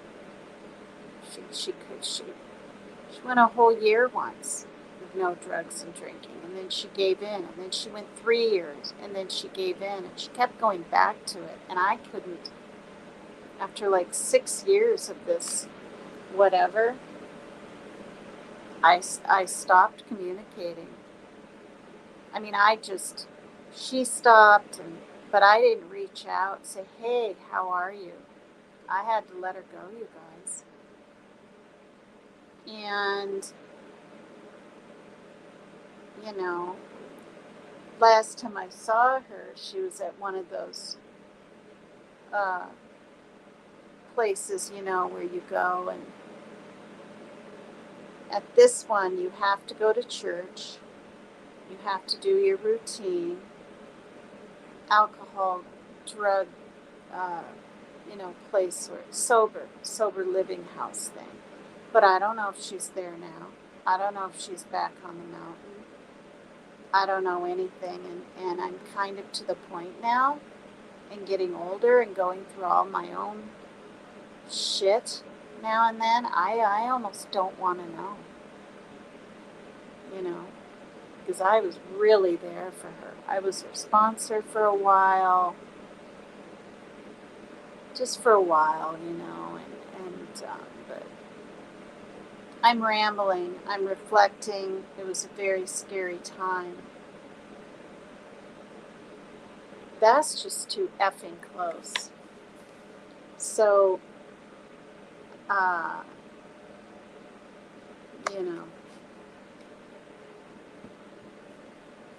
it's caused a lot of fear for me, seeing what can happen and seeing the control. And I've said this before, but I'll say it again. We were in the parking lot at an AA meeting, and her daughter was there with this boyfriend. And he seemed nice. He reached out, shook my hand, and shook the mother's hand.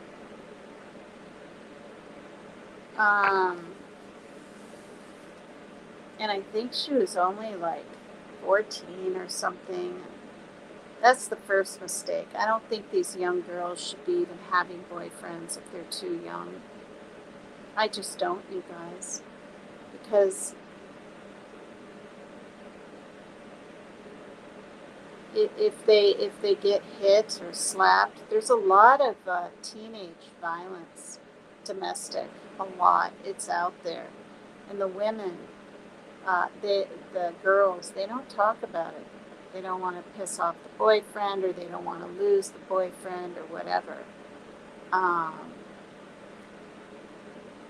but these mothers that just let their kids at 11 and 12 have these boyfriends and be controlled. I mean, and just go out into the night. I don't know. I've never been like that with my daughter. And that's one reason she's a good girl. I'm serious. She's a good girl. She never ran off trying to smoke peyote or hang out with boys or carouse around. Or she's never been in juvie, thank God. There has to be an age limit on some things. My feeling. Okay, 8. God's plan. Oh, so what I was going to say, when the boy shook my hand in hers, the mother and I, we looked at each other, we were kind of, because her daughter wanted to go into the Peace Corps, or no, yeah, the Peace Corps, make something of her life or whatever. And he chimes in real quick and says, no, you've got work to do. I'm not kidding you guys. You've got work to do. She and I looked at each other, and I piped in and said, well, no, if she wants to do something like that, she should be able to. And then everything just got glossed over. I mean, it's so effed up, you guys. I just can't even tell you. So the work to do were the chores and stuff, to be in this house, to be fed and housed, and to be with this kid that was all of what? 17, maybe 18, and she's like 15 or 16. I mean, that's a big damn mistake right there. It's just sick. All right, 8, God's plan.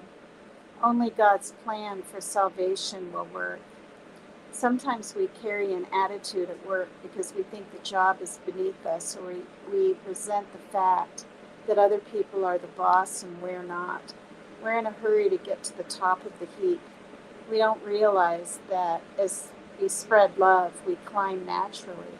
Maybe not most quickly, but remember the story of the tortoise and the hare. The tortoise, although he walked slowly and steadily, reached the goal before the quick-footed hare. May God's will be done is the same thing as saying, may I become the best that I am capable of being. As we grow in personal stature, we grow into a more responsible energy. People will want to hire us, to work with us. Our progress will occur easily. Our success will be an effortless accomplishment. Things will just happen. You can have a great resume, but if you have a rotten personality, the going will get rough for you somewhere down the line. A good resume can get you an important interview, but you won't get the job unless they like you. Much of today's psychological orientation is brittle. It's brittle because everyone is trying so hard, and we're all trying so hard because we think we have to. The way of surrender is like letting God be the sculptor and letting ourselves be the clay. In the sculpting classes I took in high school, we had to spray the clay with water each day, or it would get too dry to work with. That's how we have to be for God, malleable, like moist clay.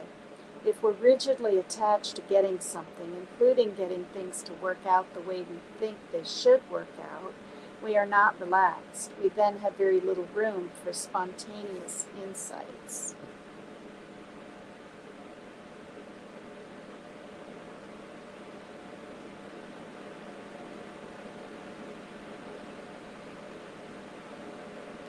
Oh, wow. That's interesting, Maria. I'm way behind in chat.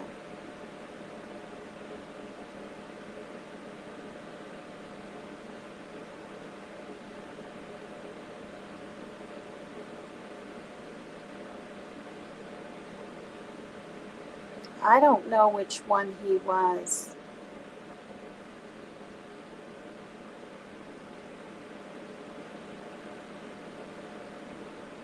Oh, um, yeah, yeah. And the son, yeah, we went to the house to look for the daughter, and there were all these fancy rigs, and I mean fancy. Uh, what are those things called inside the tires? These like brand new big black trucks. One in the afternoon parked outside of this boy's house, and we knew the dad was on vacation. Why is nobody coming to the door? Not one soul. And why were the curtains all closed on all the windows? I mean, I was kicking the door.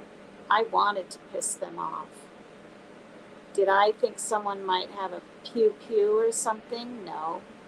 That didn't even register in my mind. Now it would. I wouldn't dare do that, right? Uh, but because then what? They opened the door and she was going to barge in, find her daughter. What? Tied up somewhere? I mean, it's really sick. And then he would make her walk home, and she was losing all this weight. She walked like 2 miles home.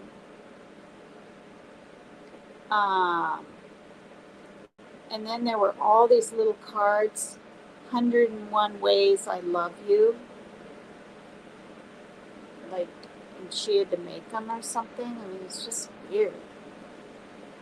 And I think for the first few months, maybe a whole year, they just dated. They only went out when he rescued her at the beach over here. And well, there's a beach, but it's a park. I won't say the name of it, but and I remember seeing them once holding hands, and everything was fine. They just looked like boyfriend girlfriend.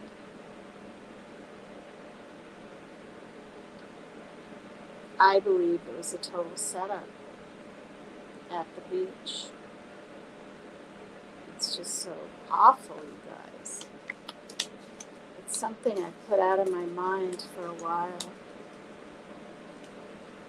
We were making such a ruckus at that house that some man was mowing his lawn across and was like looking at us, and I was pretty boisterous, and I was in the middle of the road, and I said, her daughter's in there being held captive. And there's nothing we could do but just leave. But see, that's the thing, you guys. Remember this. Kids are young. They're on those phones. I believe if they're under 18, you as a parent have the right to either know their password, or better yet, they don't have to have a phone like that. There are flip phones, so they can call and be safe and even call 911. All these dating apps and all this stuff and everything they can look at. No, I didn't allow it, and I have no regrets. Now, because I didn't allow it, and being a single parent, I didn't need the grief of where's my daughter tonight at 11, right? Or whatever. They didn't miss it. Not my son, not my daughter. You know, they didn't miss it because they didn't have it. I mean, they had a little flip phone when they went to middle school and high school and stuff. They did. Um, like if they missed their bus or whatever and they needed to call. But, you know, children have literal freaking meltdowns if you take their phone or whatever. Well, it's up to the job of the parent to be a parent and not a friend. Okay, I mean, it's good to be a friend too, but some parents, they're literally want to just be their friend. I mean, some boy out here wiped out on his bike with no helmet on, and the dad came over and said, oh yeah, your leg's pretty swollen, blah blah blah. And I've lived here forever, and I went out there and I told the dad, I said, I've seen 4 people get hit by cars. 4. They didn't die, they were young. Here, there, whatever. And I was explaining, and he was like, oh yeah, I think I saw one too. And I said, how long have you lived here? And he said, 8 years. He said, I've been here since 2001. And he said, yeah, well, okay, we'll brush it off. You got to come in for dinner now. Or do you want to stay out and bike more? And it was darky dusk. Like darky dusk, not just dusk.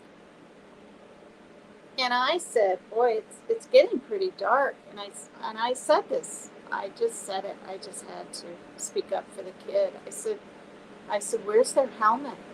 I said that. And this was about a week ago, actually, because the kid was just wailing. He was so hurt. And he hit his head, too. Probably had a concussion. Who knows? And the father goes, oh, what did he say? They have them, but they won't wear them. And I said, my kids couldn't be on their bikes without their helmets. You know. He goes, yeah, but I didn't wear one when I was young. What a stupid remark. I just couldn't believe it. Yeah, so, and you know what I said? This is what I said. I said to this father, I said, well, when they're hooked up to a machine trying to breathe, you'll wish you had that helmet on them. And he just kind of looked at me and walked away. Because these people pell-mell down the middle of the damn road, okay, the parking lot here with all the storage units and stuff in the middle, and there's a blind spot where the cars come around the corner. If they don't know someone's on a bike or even walking, you'll get hit. It's the timing. Awful. I can see way too much from my apartment. All right.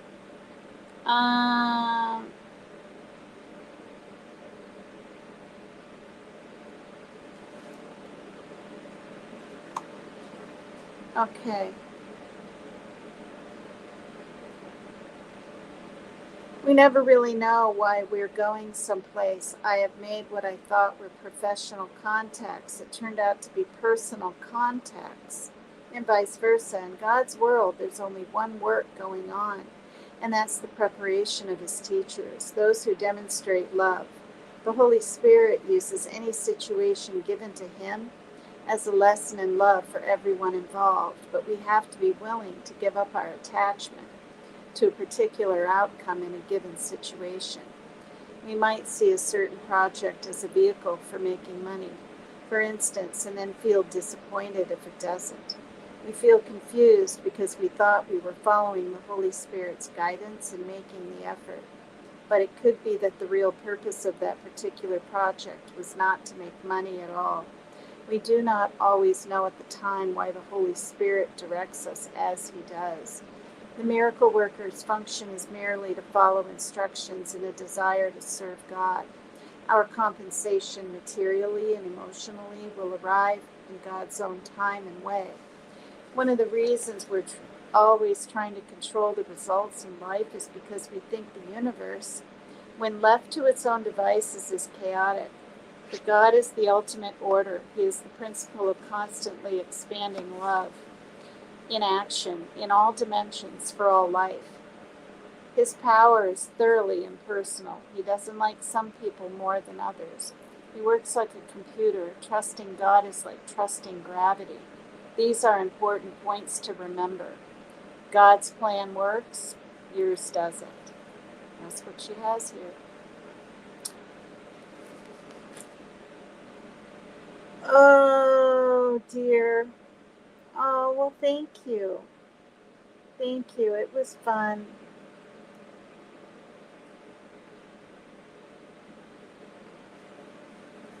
Oh, God. Oh, goodness gracious. Oh, hi, Adam and Eve Proton. No. It's just, there's Russian families in this town in Washington State. Many people know what town I'm in. I guess probably better not repeat it. But they run a sex trafficking thing, period. And they make a lot of money. They drive, or not drive, they have beautiful jet skis and whatnot. And they find uh, young women that are walking with their friends. Hey, you want a beer and whatever. That's how it starts.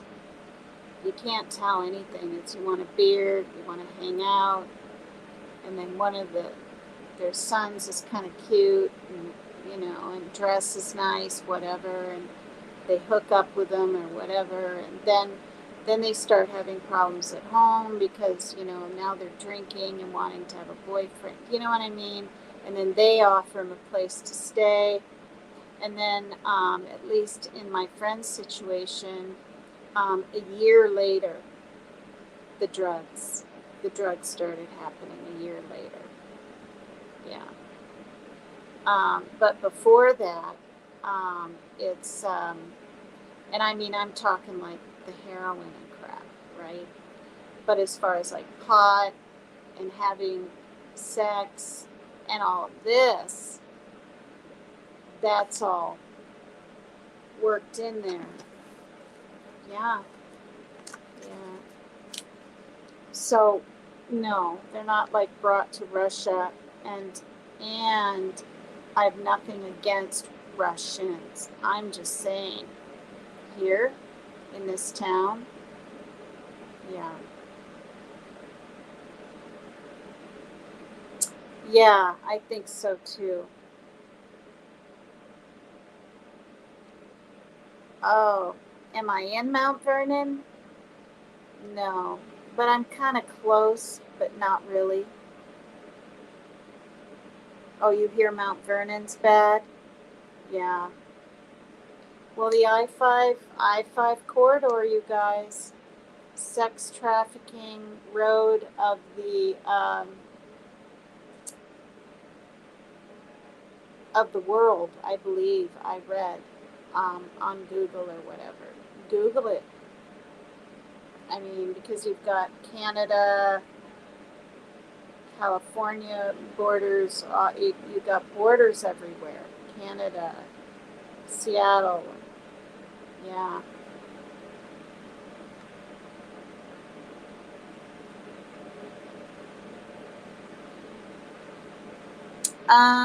The last time I saw her daughter, she was needing to use a phone, and she was using my neighbors on the bottom floor, and she wouldn't let her stay in there with the phone. She didn't know if maybe something would be missing, but she let her use it. And I saw her daughter with this teeny puppy in her sweatshirt. I was worried about the animal. It looked like one of those teacup chihuahua animals. It was all shaking, but it was her little companion in her sweatshirt. The whole thing was just Um, but you can't trust them.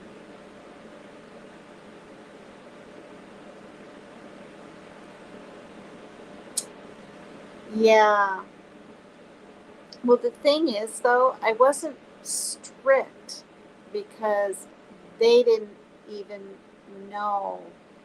Do you know what I mean? Like, if she had been like, let's just say my daughter was with her dad sometimes, and he let her walk around with the phone on the playground, like I see 5-year-olds and 10-year-olds. Do you know what I mean? Um, and their parents think that's like the babysitter. All they need to do is call me. Well, it takes a second to lure or abduct. Uh, and it's they don't miss what they don't know. Do you know what I mean?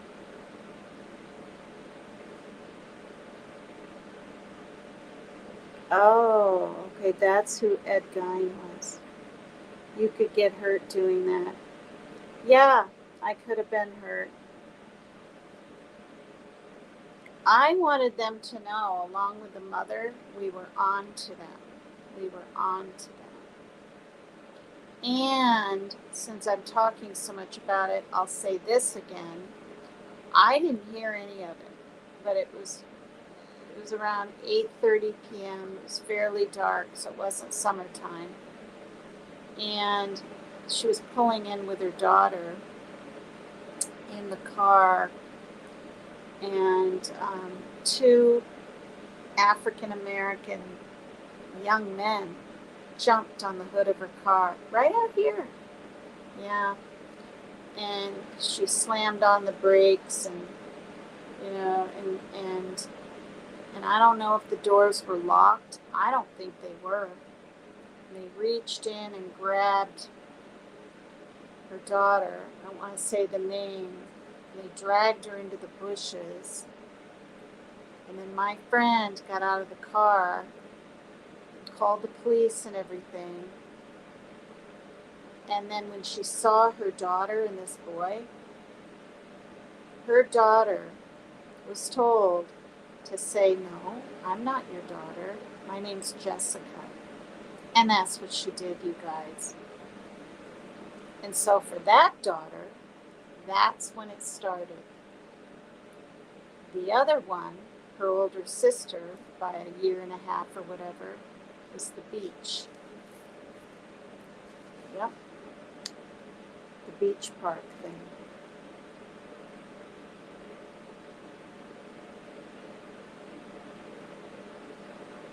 Yeah. Hi, Brianna Monin Fabre, Unicorn Baller, B-Ball Lady. Hi there. Hi, Ann P. Oh, good grief. They will. Oof. Hi, Bootsy777. I haven't seen you in a while. No, I blurted out my location, you guys, for many times on the internet, but I just don't do it anymore. You know what I mean? Oh, oh, did I do that? And I said mount. No, it's a mountain, not mount. There's a little mountain or big hill or whatever you want to call it, where the drug addicts, a lot of them live.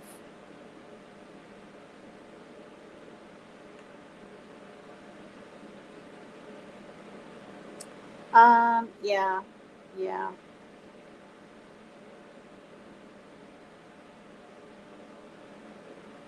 yeah. No, I don't take risks anymore. And like I said, it um, I went up to this mountain when I thought it was just where she lived. I didn't know how dangerous of a place it was. And when I found out, no more, no more.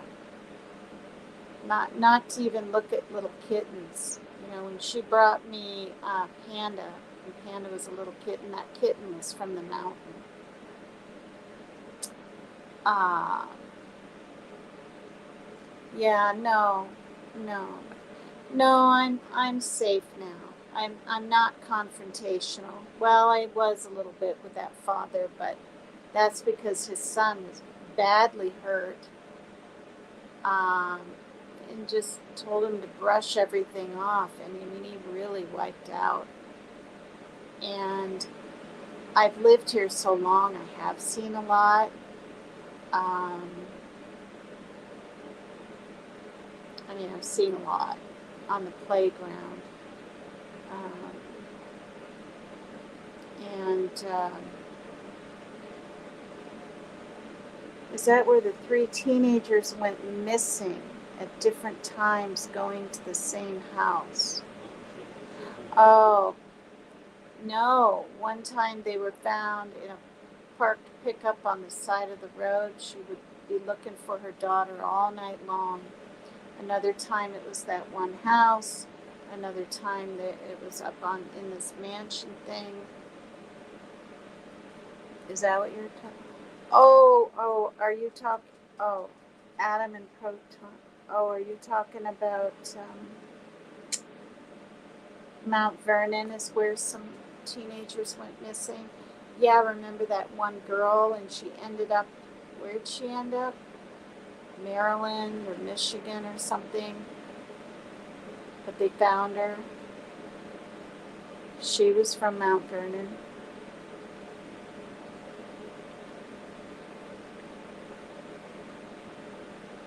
Yeah. Um, okay. Um,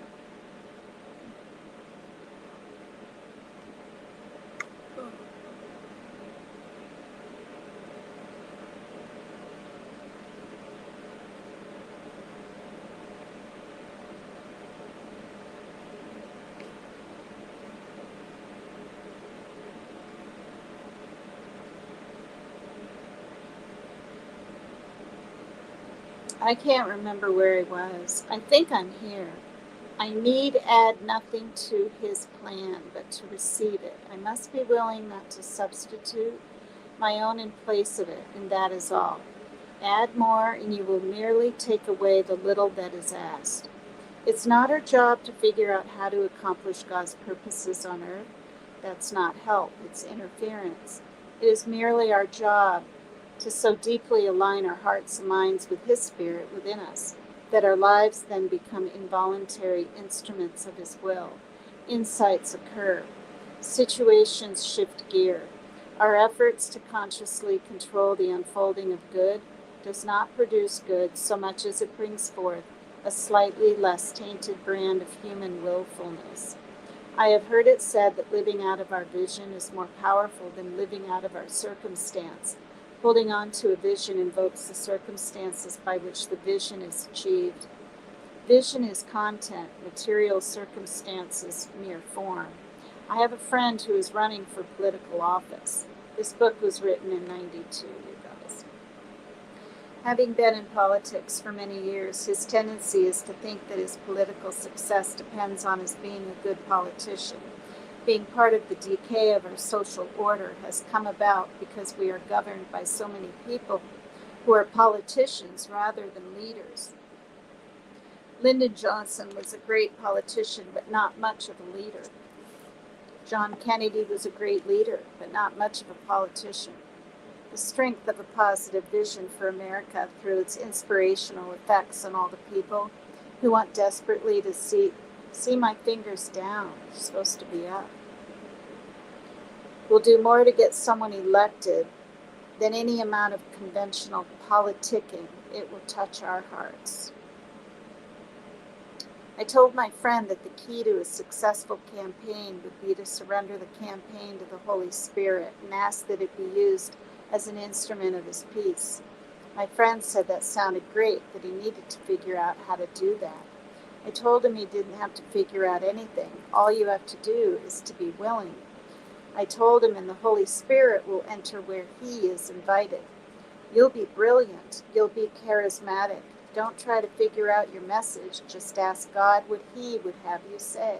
Step back and let him lead the way. A silent prayer before each speech and every political appearance would help bring his energies in line with truth.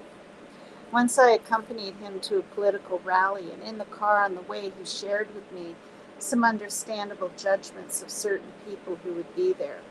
Pray that your perceptions be healed, I said to him as we walked into the building. Your goal is to lead us into a compassionate society, but you can't give what you don't have. Start by being compassionate towards the people at this rally. As your mind is healed, its effect on others will be automatic. You won't even have to think about what to say. The perfect words will come right out because love will guide your mind. That's what it would mean to let God run his campaign. And so it is with any business. Before the meeting or the interview or the session or whatever, try saying this prayer. Dear God, I surrender this situation to you. May it be used for your purposes. I ask only that my heart be open to give love and to receive love. May all the results unfold according to your will. Amen. Whatever you do, do it for God. We are strong enough to do any job he asks us to do. Don't be concerned about your own readiness, says the Course, but be consistently aware of his. It is not you doing the work, the Spirit who is within you. Forgetting this causes fear. A Course in Miracles says that the presence of fear is a sure sign we're trusting in our own strength. If you are trusting in your own strength, you have every reason to be apprehensive, anxious, and fearful. Of ourselves, none of us have the capacity to work miracles with the power that is in us, but not of us. However, there is nothing we cannot do.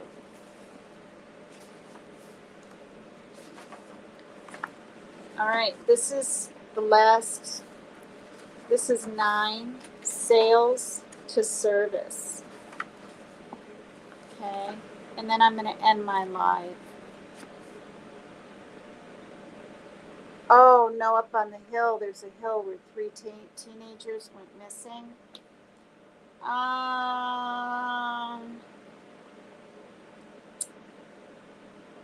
Well, I'll say this. It's, oh shoot, what is it called? Maple Falls. I wanted to say Maple Valley. I think it's Maple Falls. Oh, hi, Smiley Miley. Sex trafficking is extremely dangerous and horrible. My best friend in AA, who I've lost touch with because I just couldn't take it anymore. She lost touch with me, and she could be living back up on the drug-ridden mountain.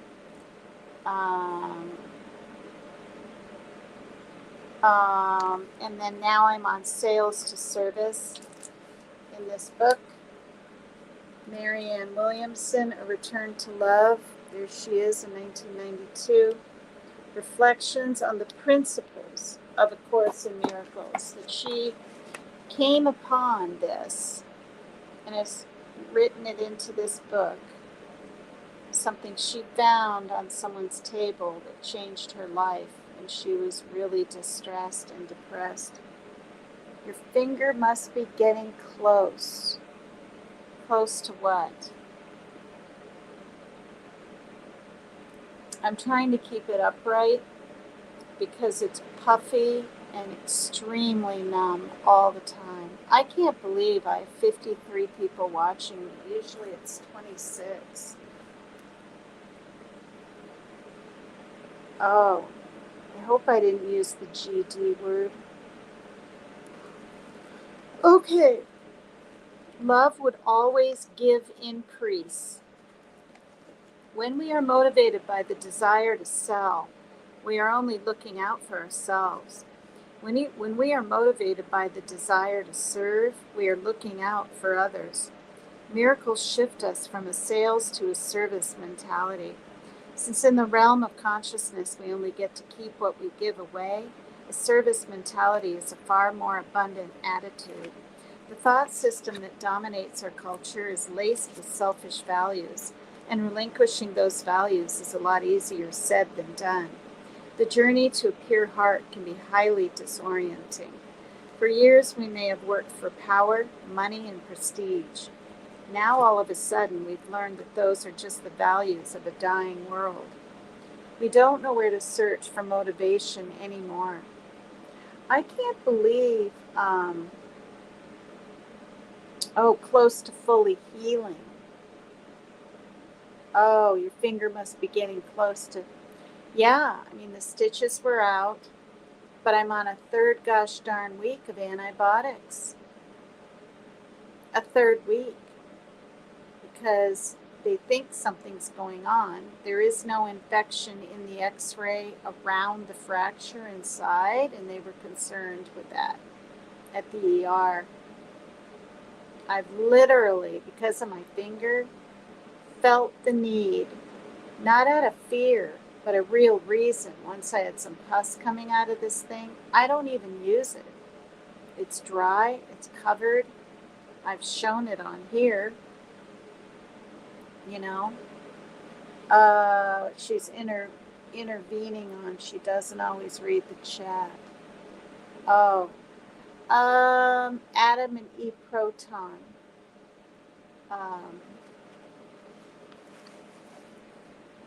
Yeah, and I figured the fracture was probably healed, right? You know, that's like on the other finger right about here. Oh, no, wait. Yeah, on this side, over here. But he couldn't tell. And now I have to see the hand surgeon again. You know, again. So that'll probably be tomorrow. Okay. Where am I? Am I up here?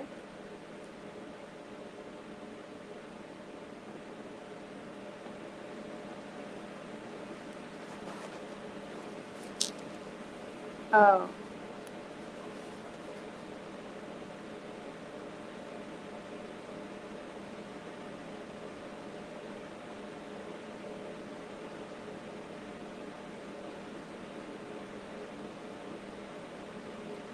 Not at all, but thinking so is a temporary phase many people go through when the values of the old world no longer have a hold on us, but the values of the new don't yet grab your soul. They will. There comes a time not too long into the journey to God when the realization that the world could work beautifully if we would give it the chance begins to excite us. It becomes our new motivation. The news isn't how bad things are. The news is how good they could be, and our own activity could be part of the unfolding of heaven on earth. There is no more powerful motivation than to feel we're being used in the creation of a world where love has healed all wounds. I'm cold. Now I gotta turn this fan down.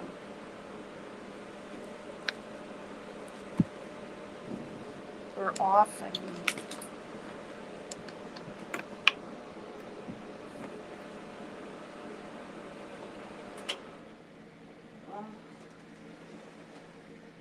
Goodness gracious.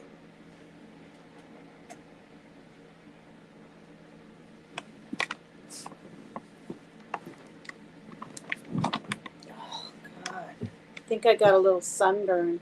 See? If you can press and there's white. I mean, it doesn't hurt, but now I'm kind of cold. Oh, she was telling us about how she got too close to a situation. Yeah. At some point, isn't it better to expose it to air? Well, actually, see, there is some air there. And for a whole week after the stitches came out, I had to put the Bactricin on it, not Neosporin, because that can accumulate bacteria, believe it or not. And the seventh day was on Sunday. So now just air. Um,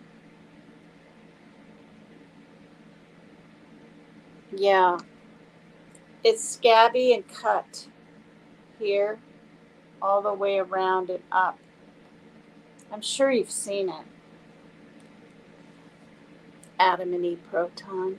You've seen it, I think.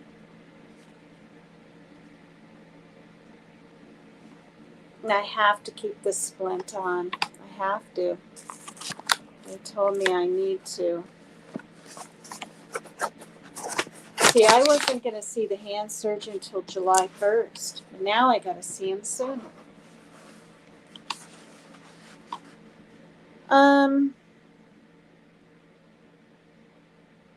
Okay, we are no longer ambitious for ourselves, but are rather inspired by the vision of a healed world. Inspiration rearranges our energies. It sources within us a new power and direction.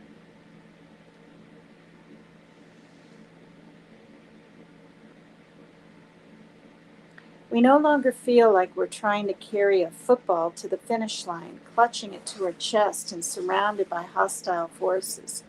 We feel instead as though angels are pushing us from behind and making straight our path as we go. Purity of heart will not make us poor. The exaltation of poverty as a spiritual virtue is of the ego, not the spirit. See, that's so profound. I got to read it again. Purity of heart will not make us poor. The exaltation of poverty as a spiritual virtue is of the ego, not the spirit. I can't even hardly wrap my brain around what I just read. A person acting from a motivation of contribution and service rises to such a level of moral authority that worldly success is a natural result. Give all your gifts away in service to the world. If you want to paint, don't wait for a grant. Paint a wall in your town that looks drab and uninviting. You never know who's going to see that wall. Whatever it is you want to do, give it away in service to your community. At my lectures in Los Angeles, I grew so tired of hearing actors moan about not getting jobs. Go to hospitals, to retirement homes, to mental institutions, I said. There was acting before there were acting jobs. If you want to act, act. Some people who heard me formed a group called the Miracle Players, and now they did just that. I don't want to do it because I can't make a living. Doing it is a very weak beam to send into the universe. I lectured on a course in miracles for at least 2 years before it became the source of my income. When I started lecturing, I had no idea it would become my profession. Some things you do for no other reason than because they're the right thing to do. I'll do this because it serves, even if I'm not paid, is a very high beam. It says to the universe that you must be very serious. And when you get serious about the universe gets serious about you. I never felt the need to advertise much for my lectures. I figured if they were of genuine interest to people, then people would hear about them. That's not to say that advertising is bad, as long as the motivation for advertising is to inform people as opposed to manipulating them. Arnold Patent wrote that if you genuinely have something to say, there is someone who genuinely needs to hear it. We don't have to invent an audience so much as we have to hone the message we plan to give them once they get here. Serving 3 people is as important as serving 300. Once we're clear about how to deal with a small following, a large following will develop automatically, if that would serve the world. Our power lies in our clarity about the role our work can play in the creation of a more beautiful world. The miracle is to think of our career as our contribution, however small, to the healing of the universe. The ego's world is based on finite resources, but God's world is not. In God's world, which is the real world, the more we give, the more we have. Our having a piece of the world's pie doesn't mean there's less for anyone else. And someone else having a piece of the pie doesn't mean there's less for us. So we needn't compete in business or anywhere else. Our generosity towards others is the key to our positive experience of the world. There's enough room for everyone to be beautiful. There's enough room for everyone to be successful. There's enough room for everyone to be rich. It is only our thinking that blocks that possibility from happening. The people who have achieved more than you in any area are only a half a step ahead of you in time. Bless them and praise their gifts, and bless and praise your own. The world would be less rich without their contributions, and it would be less rich without yours. There's more than room for everyone. In fact, there's a need for everyone. As we are healed, the world is healed. Doing anything for a purpose other than love means reliving the split from God, perpetuating and maintaining that split. Every person is a cell in the body of human consciousness. At the moment, it is as though the body of Christ is suffering from cancer. In cancer, a normal working cell decides that it no longer wants to function in contribution to the whole. Instead of being part of the support system of the blood or the liver, the cell goes off and builds its own kingdom. That's a malignancy which threatens to destroy the organism. So it is with the body of humanity. Everyone's gone off to do their own thing. My career, my store, my money. We've lost sight of our essential interrelatedness, and this forgetfulness threatens to destroy us. The my mentality is the ego. It is the belief in separation. It is the cosmic disease. Taking what we have and devoting it to the restoration of the whole is our salvation and the salvation of the world. Our devotion then becomes our work, and our work becomes our devotion. Wow. Chapter 8, the body, will be tomorrow. Ooh. Thank you, everybody. I think 2.5 hours of talking and reading is long enough, and plenty long for people to hang out. It does get itchy. What do you think that is from? It's not itchy yet. It's just very numb. And like I said to the doctor, I understand it's fractured, and I understand the cut because the stitches aren't embedded and stuck in there and hurting. I'm going to feel the fracture more. But I said it used to be reddish purple on one side, and it's kind of moved over to the whole thing. And he also was looking at, I'll go ahead and show it. He was looking at the bottom of my finger too.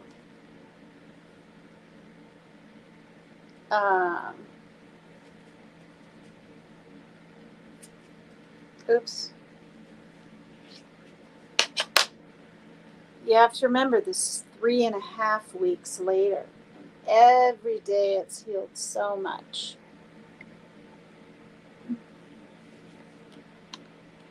When it's wet, I ran warm water on this thing for,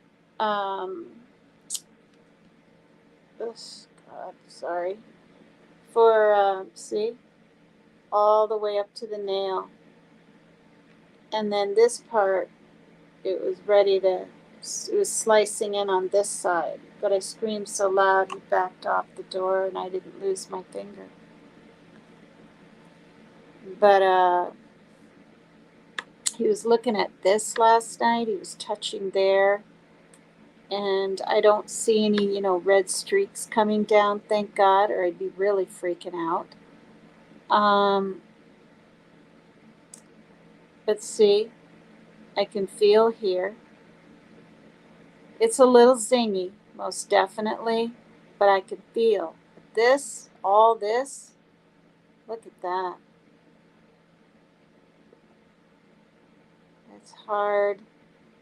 It's puffy. And look how much is sticking out compared to that one. Wait. Look at that. It's like, see, that one's nearly flat up and down, and that one's sticking out. Oh, God. Now I can bend it a little, which is good. Um, this I can go all the way down. This one I can't go any farther than there.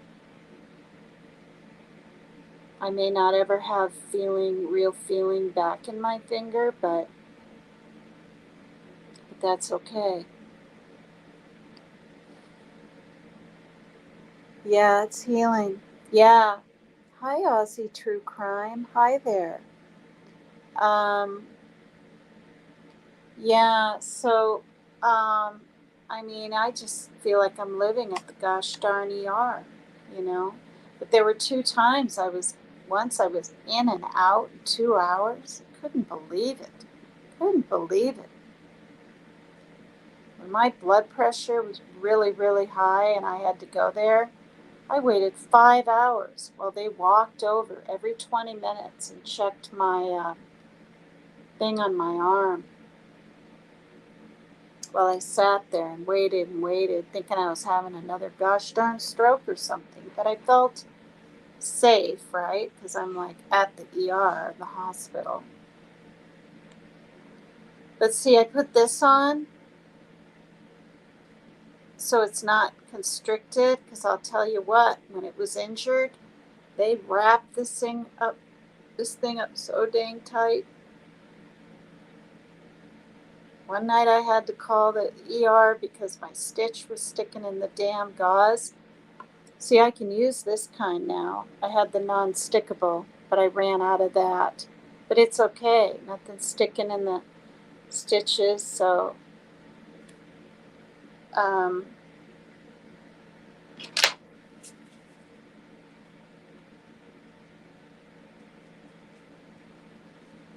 I mean, I didn't know how to do any of this. This was all new to me. I've never had uh,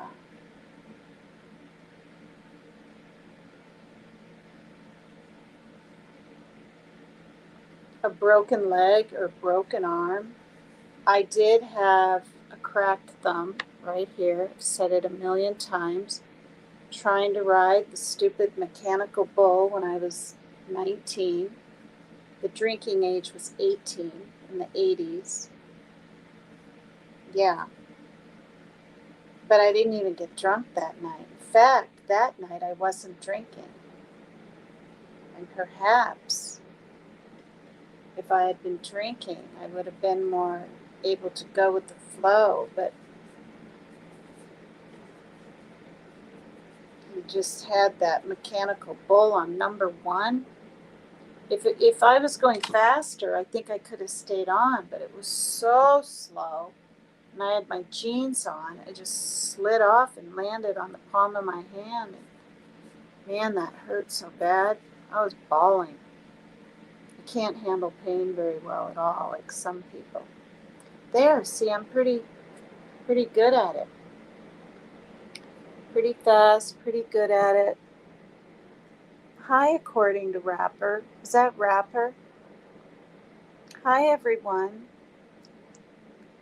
Thanks for hopping in, Aussie True Crime. I'm ending right now because it's been 2 hours and 40 minutes. Oh my gosh, it's 12:15 in the morning. I never know when I'm going live. I just don't know. Um, oh, it is? Rapper, that's you? According to Rapper, is Rapper? Yes, it is, he says. Or yeah, he said. Um, what was I gonna say? Aw, thanks for the blue hearts and the blue butterflies. Thanks everyone for hanging out. Will you guys please hit the like? I haven't had 100 likes in ages. Um, and wish me luck at Dr. Bader's office. I have a feeling I'll be getting in tomorrow. I thought your finger was healed. No, I thought it was too. But it was,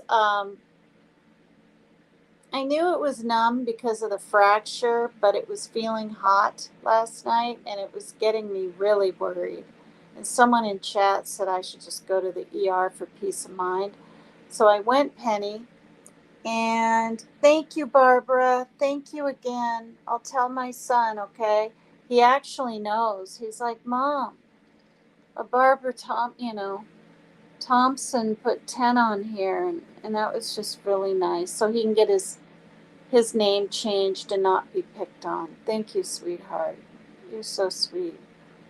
But anyway, yeah, Penny. So now I'm on for third week. Okay, 1 whole week of cephalexin. Then I had the pus. So I had an infection. Just a little bit of pus, too. So they put me on a second week of cephalexin. But now I'm on amoxicillin. They said they think I need something stronger. But they did, what's it called? An x-ray last night. Because he said by pressing on it, looking at it, feeling its warmth and whatever, he said I might have an infection around the bone. No, I mean around the fracture. And I said, great, it's a good thing I came in. And then he came back an hour later and said, there's no infection around the fracture inside. And I was really glad. But I'm on these huge ass horse pill of amoxicillins, 2 a day for 5 days. I've never been on antibiotics for 3 weeks in a row. I mean, I've been on antibiotics for like a really bad, but for bacteria. So like, I think once I had, what is that? It's not the cold, but I have like green mucus and nasally stuff going on. What the heck is that called? Do you think you might need an operation? Oh, you're silly, Penny. No. Well, God, I hope not, because eat yogurt. Yeah, with all of that. Well, they have that acidophilus milk, but now they don't. They don't have it at the store up here. Oh, it's sinus infection. No, what is that? When you have a cold, but when it's bacteria, you have green mucusy stuff in your nose instead of, what the heck is that called, you guys? Oh my God! Or take probiotics due to.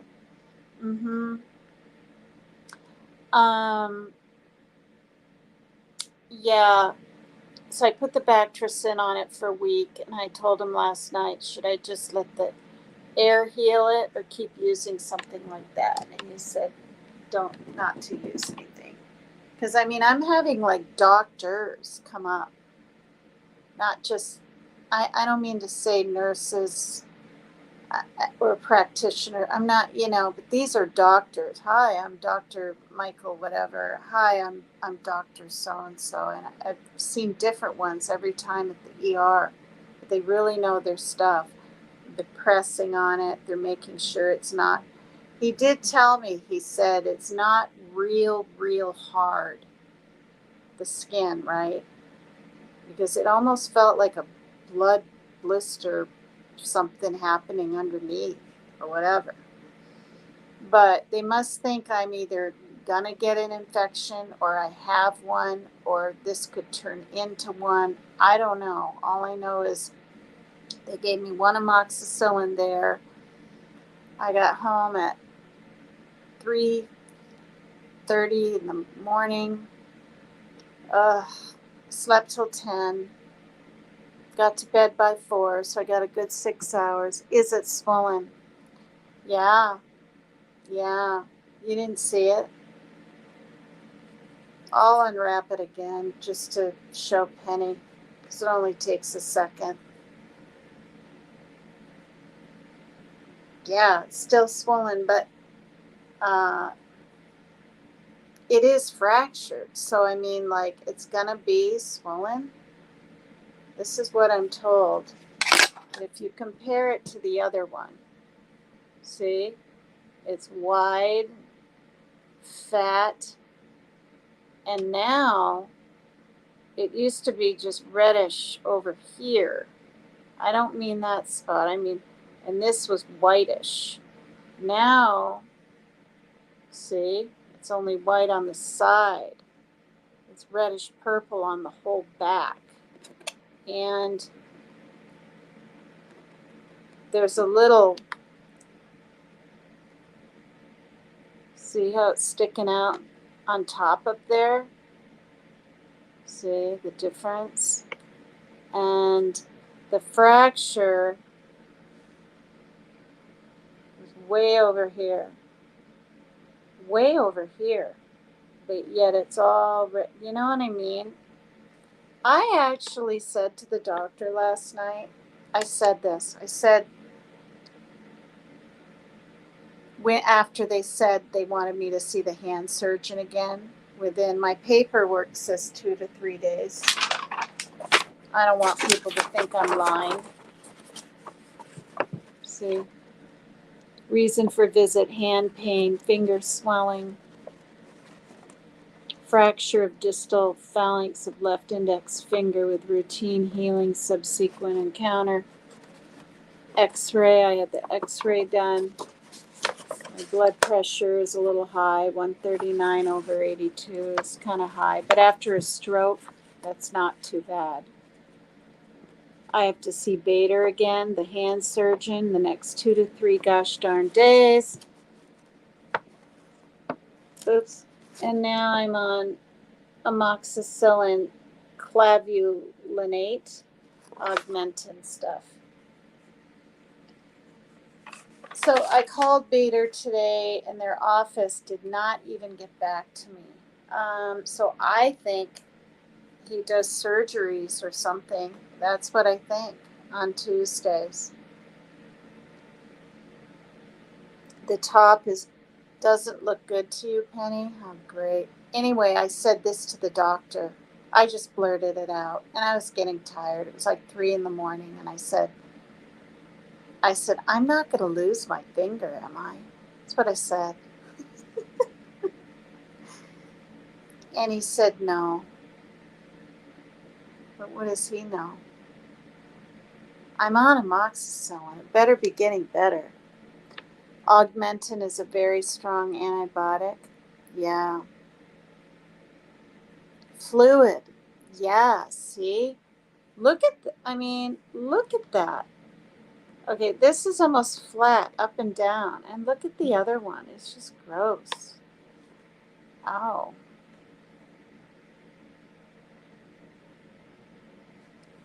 And when I did this last night, touched my palm.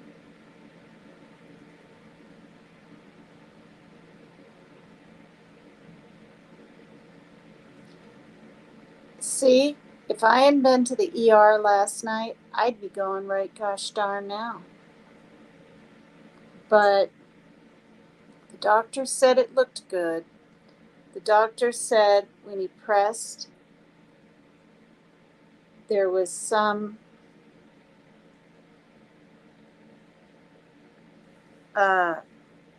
plushiness. I think he used the word plushed skin. I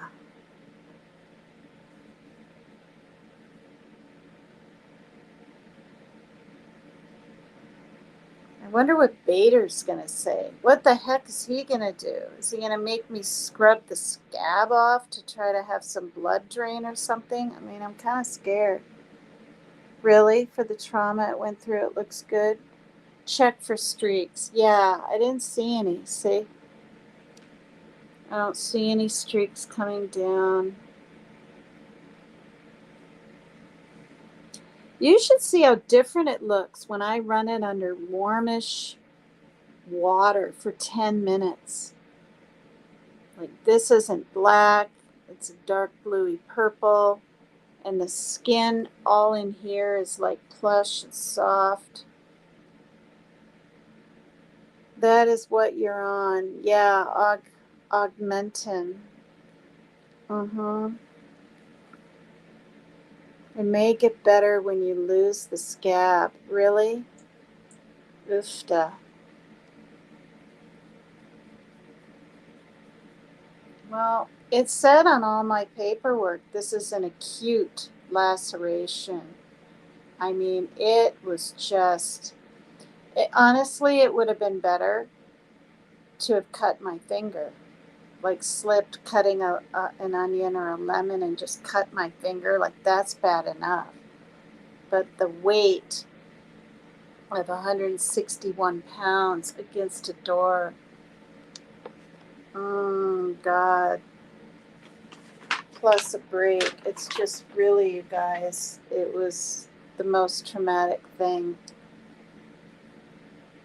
and painful thing ever, ever, experienced. Ever.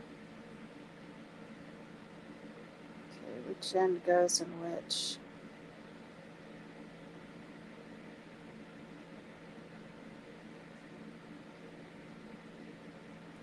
All right, I'm going to end my live. It's been almost 3 hours. Thank you so much for hanging out. Oh, here it is. It's like, where did my splint go? Thanks. Oh, I wanted to read from Courage to Change, June 18. By the time we reach Al-Anon or AA, many of us resent others whose lives appear less troubled, envying what we think they have. But in time we discover that each of us is special. I have a unique set of skills, interests, and opportunities. I'm assured that I have everything I need to do what I am here to do today. That doesn't mean I have everything I want, but I can trust that my higher power has a better grasp of what's good for me than I do. To envy someone else because I want what I think they have is a waste of time. We are on different paths. They have what they need. I have what I need. Resentment will only put a wedge between me and another human being. I am no one's victim. I am where I belong. Envy is nothing more than a hostile form of self-pity. I will not succumb to it today. Instead, I will be grateful for the many gifts, talents, and opportunities I have been given. When I appreciate what I have instead of dwelling on what I lack, I feel good about my life. This allows me to be happy for another person's abundance.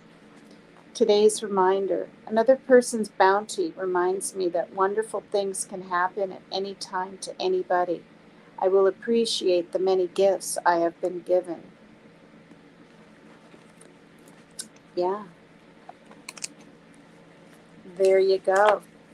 June 18. I will try to read the little Al-Anon book, Courage to Change, one day at a time, because it's all similar to AA, you know what I mean? And this is the little book that I used to have. Same color, everything. When somebody donated that, and I wanted to read it again. And then when I'm done, I'll put it in the box, and then the next person will have it, you know?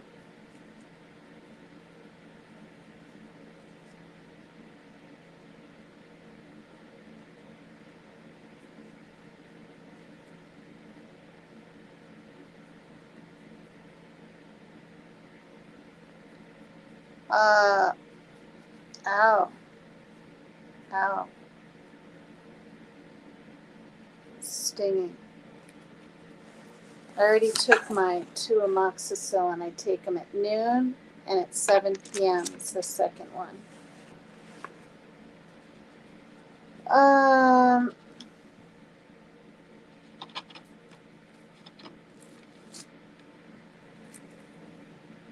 I just want to get this wrapped and then I can end my live. All right, you guys. I love you. Thank you for coming to PCT is Extreme. My other channel is Sexy Sassy Lassie. 3 words. Sexy Sassy Lassie. LASSIE. I don't know when on earth I'll be doing it, when I'll be in the mood. Between my sister's cancer and feeling really sick with her nausea and losing so much weight she couldn't even do the chemo number 4 or the 4th treatment yet. And then about 5 days ago, my mom had a mild heart attack. Thank God it was mild. And then a mild stroke 2 days after that. And dealing with my finger and dealing with my son's issues and his lack of boundaries and understanding. And he knows he'll get my undivided, well, sort of undivided attention, right? If I'm on the phone or doing a live, right? He knows he'll get some kind of answer. And I think that's why he interrupts the way he does. But even when I'm not doing a live, he'll call my phone in my room. And that's okay now and then, but not all day long. You know what I mean? Aw, thanks, Rock This Girl. Thank you. Yeah, I'm taking care. Yeah, I'm on Augmentin or whatever it is, and another antibiotic. Yep, I showed my finger if you look back at the live. And I don't mean to go on and on about it, you guys, but I'm telling you right now, it really was the most traumatic thing I've ever been through. And it's just a finger, right? But it just, like right now, it's so gosh darn numb. I think it gets more numb at night or at the end of the day. So I really might just take one more Motrin, which will be free. Or maybe I'll go in and run some water on it. I think I'll do that to soften up the hardness and the. I think that's what it is. As the scab gets hard as the hours go by, because it dries, it gets more bursting feeling. Ugh, it's just kind of gnarly and gross. All right. Bye, everyone. Please hit the like. Please subscribe if you haven't. And thanks for hanging out. It's really nice. And all you people in the bushes or whatever, I really appreciate it. It's good to see all of you. Thank you for all your concern and help with this situation and advice. I appreciate it. Bye for now.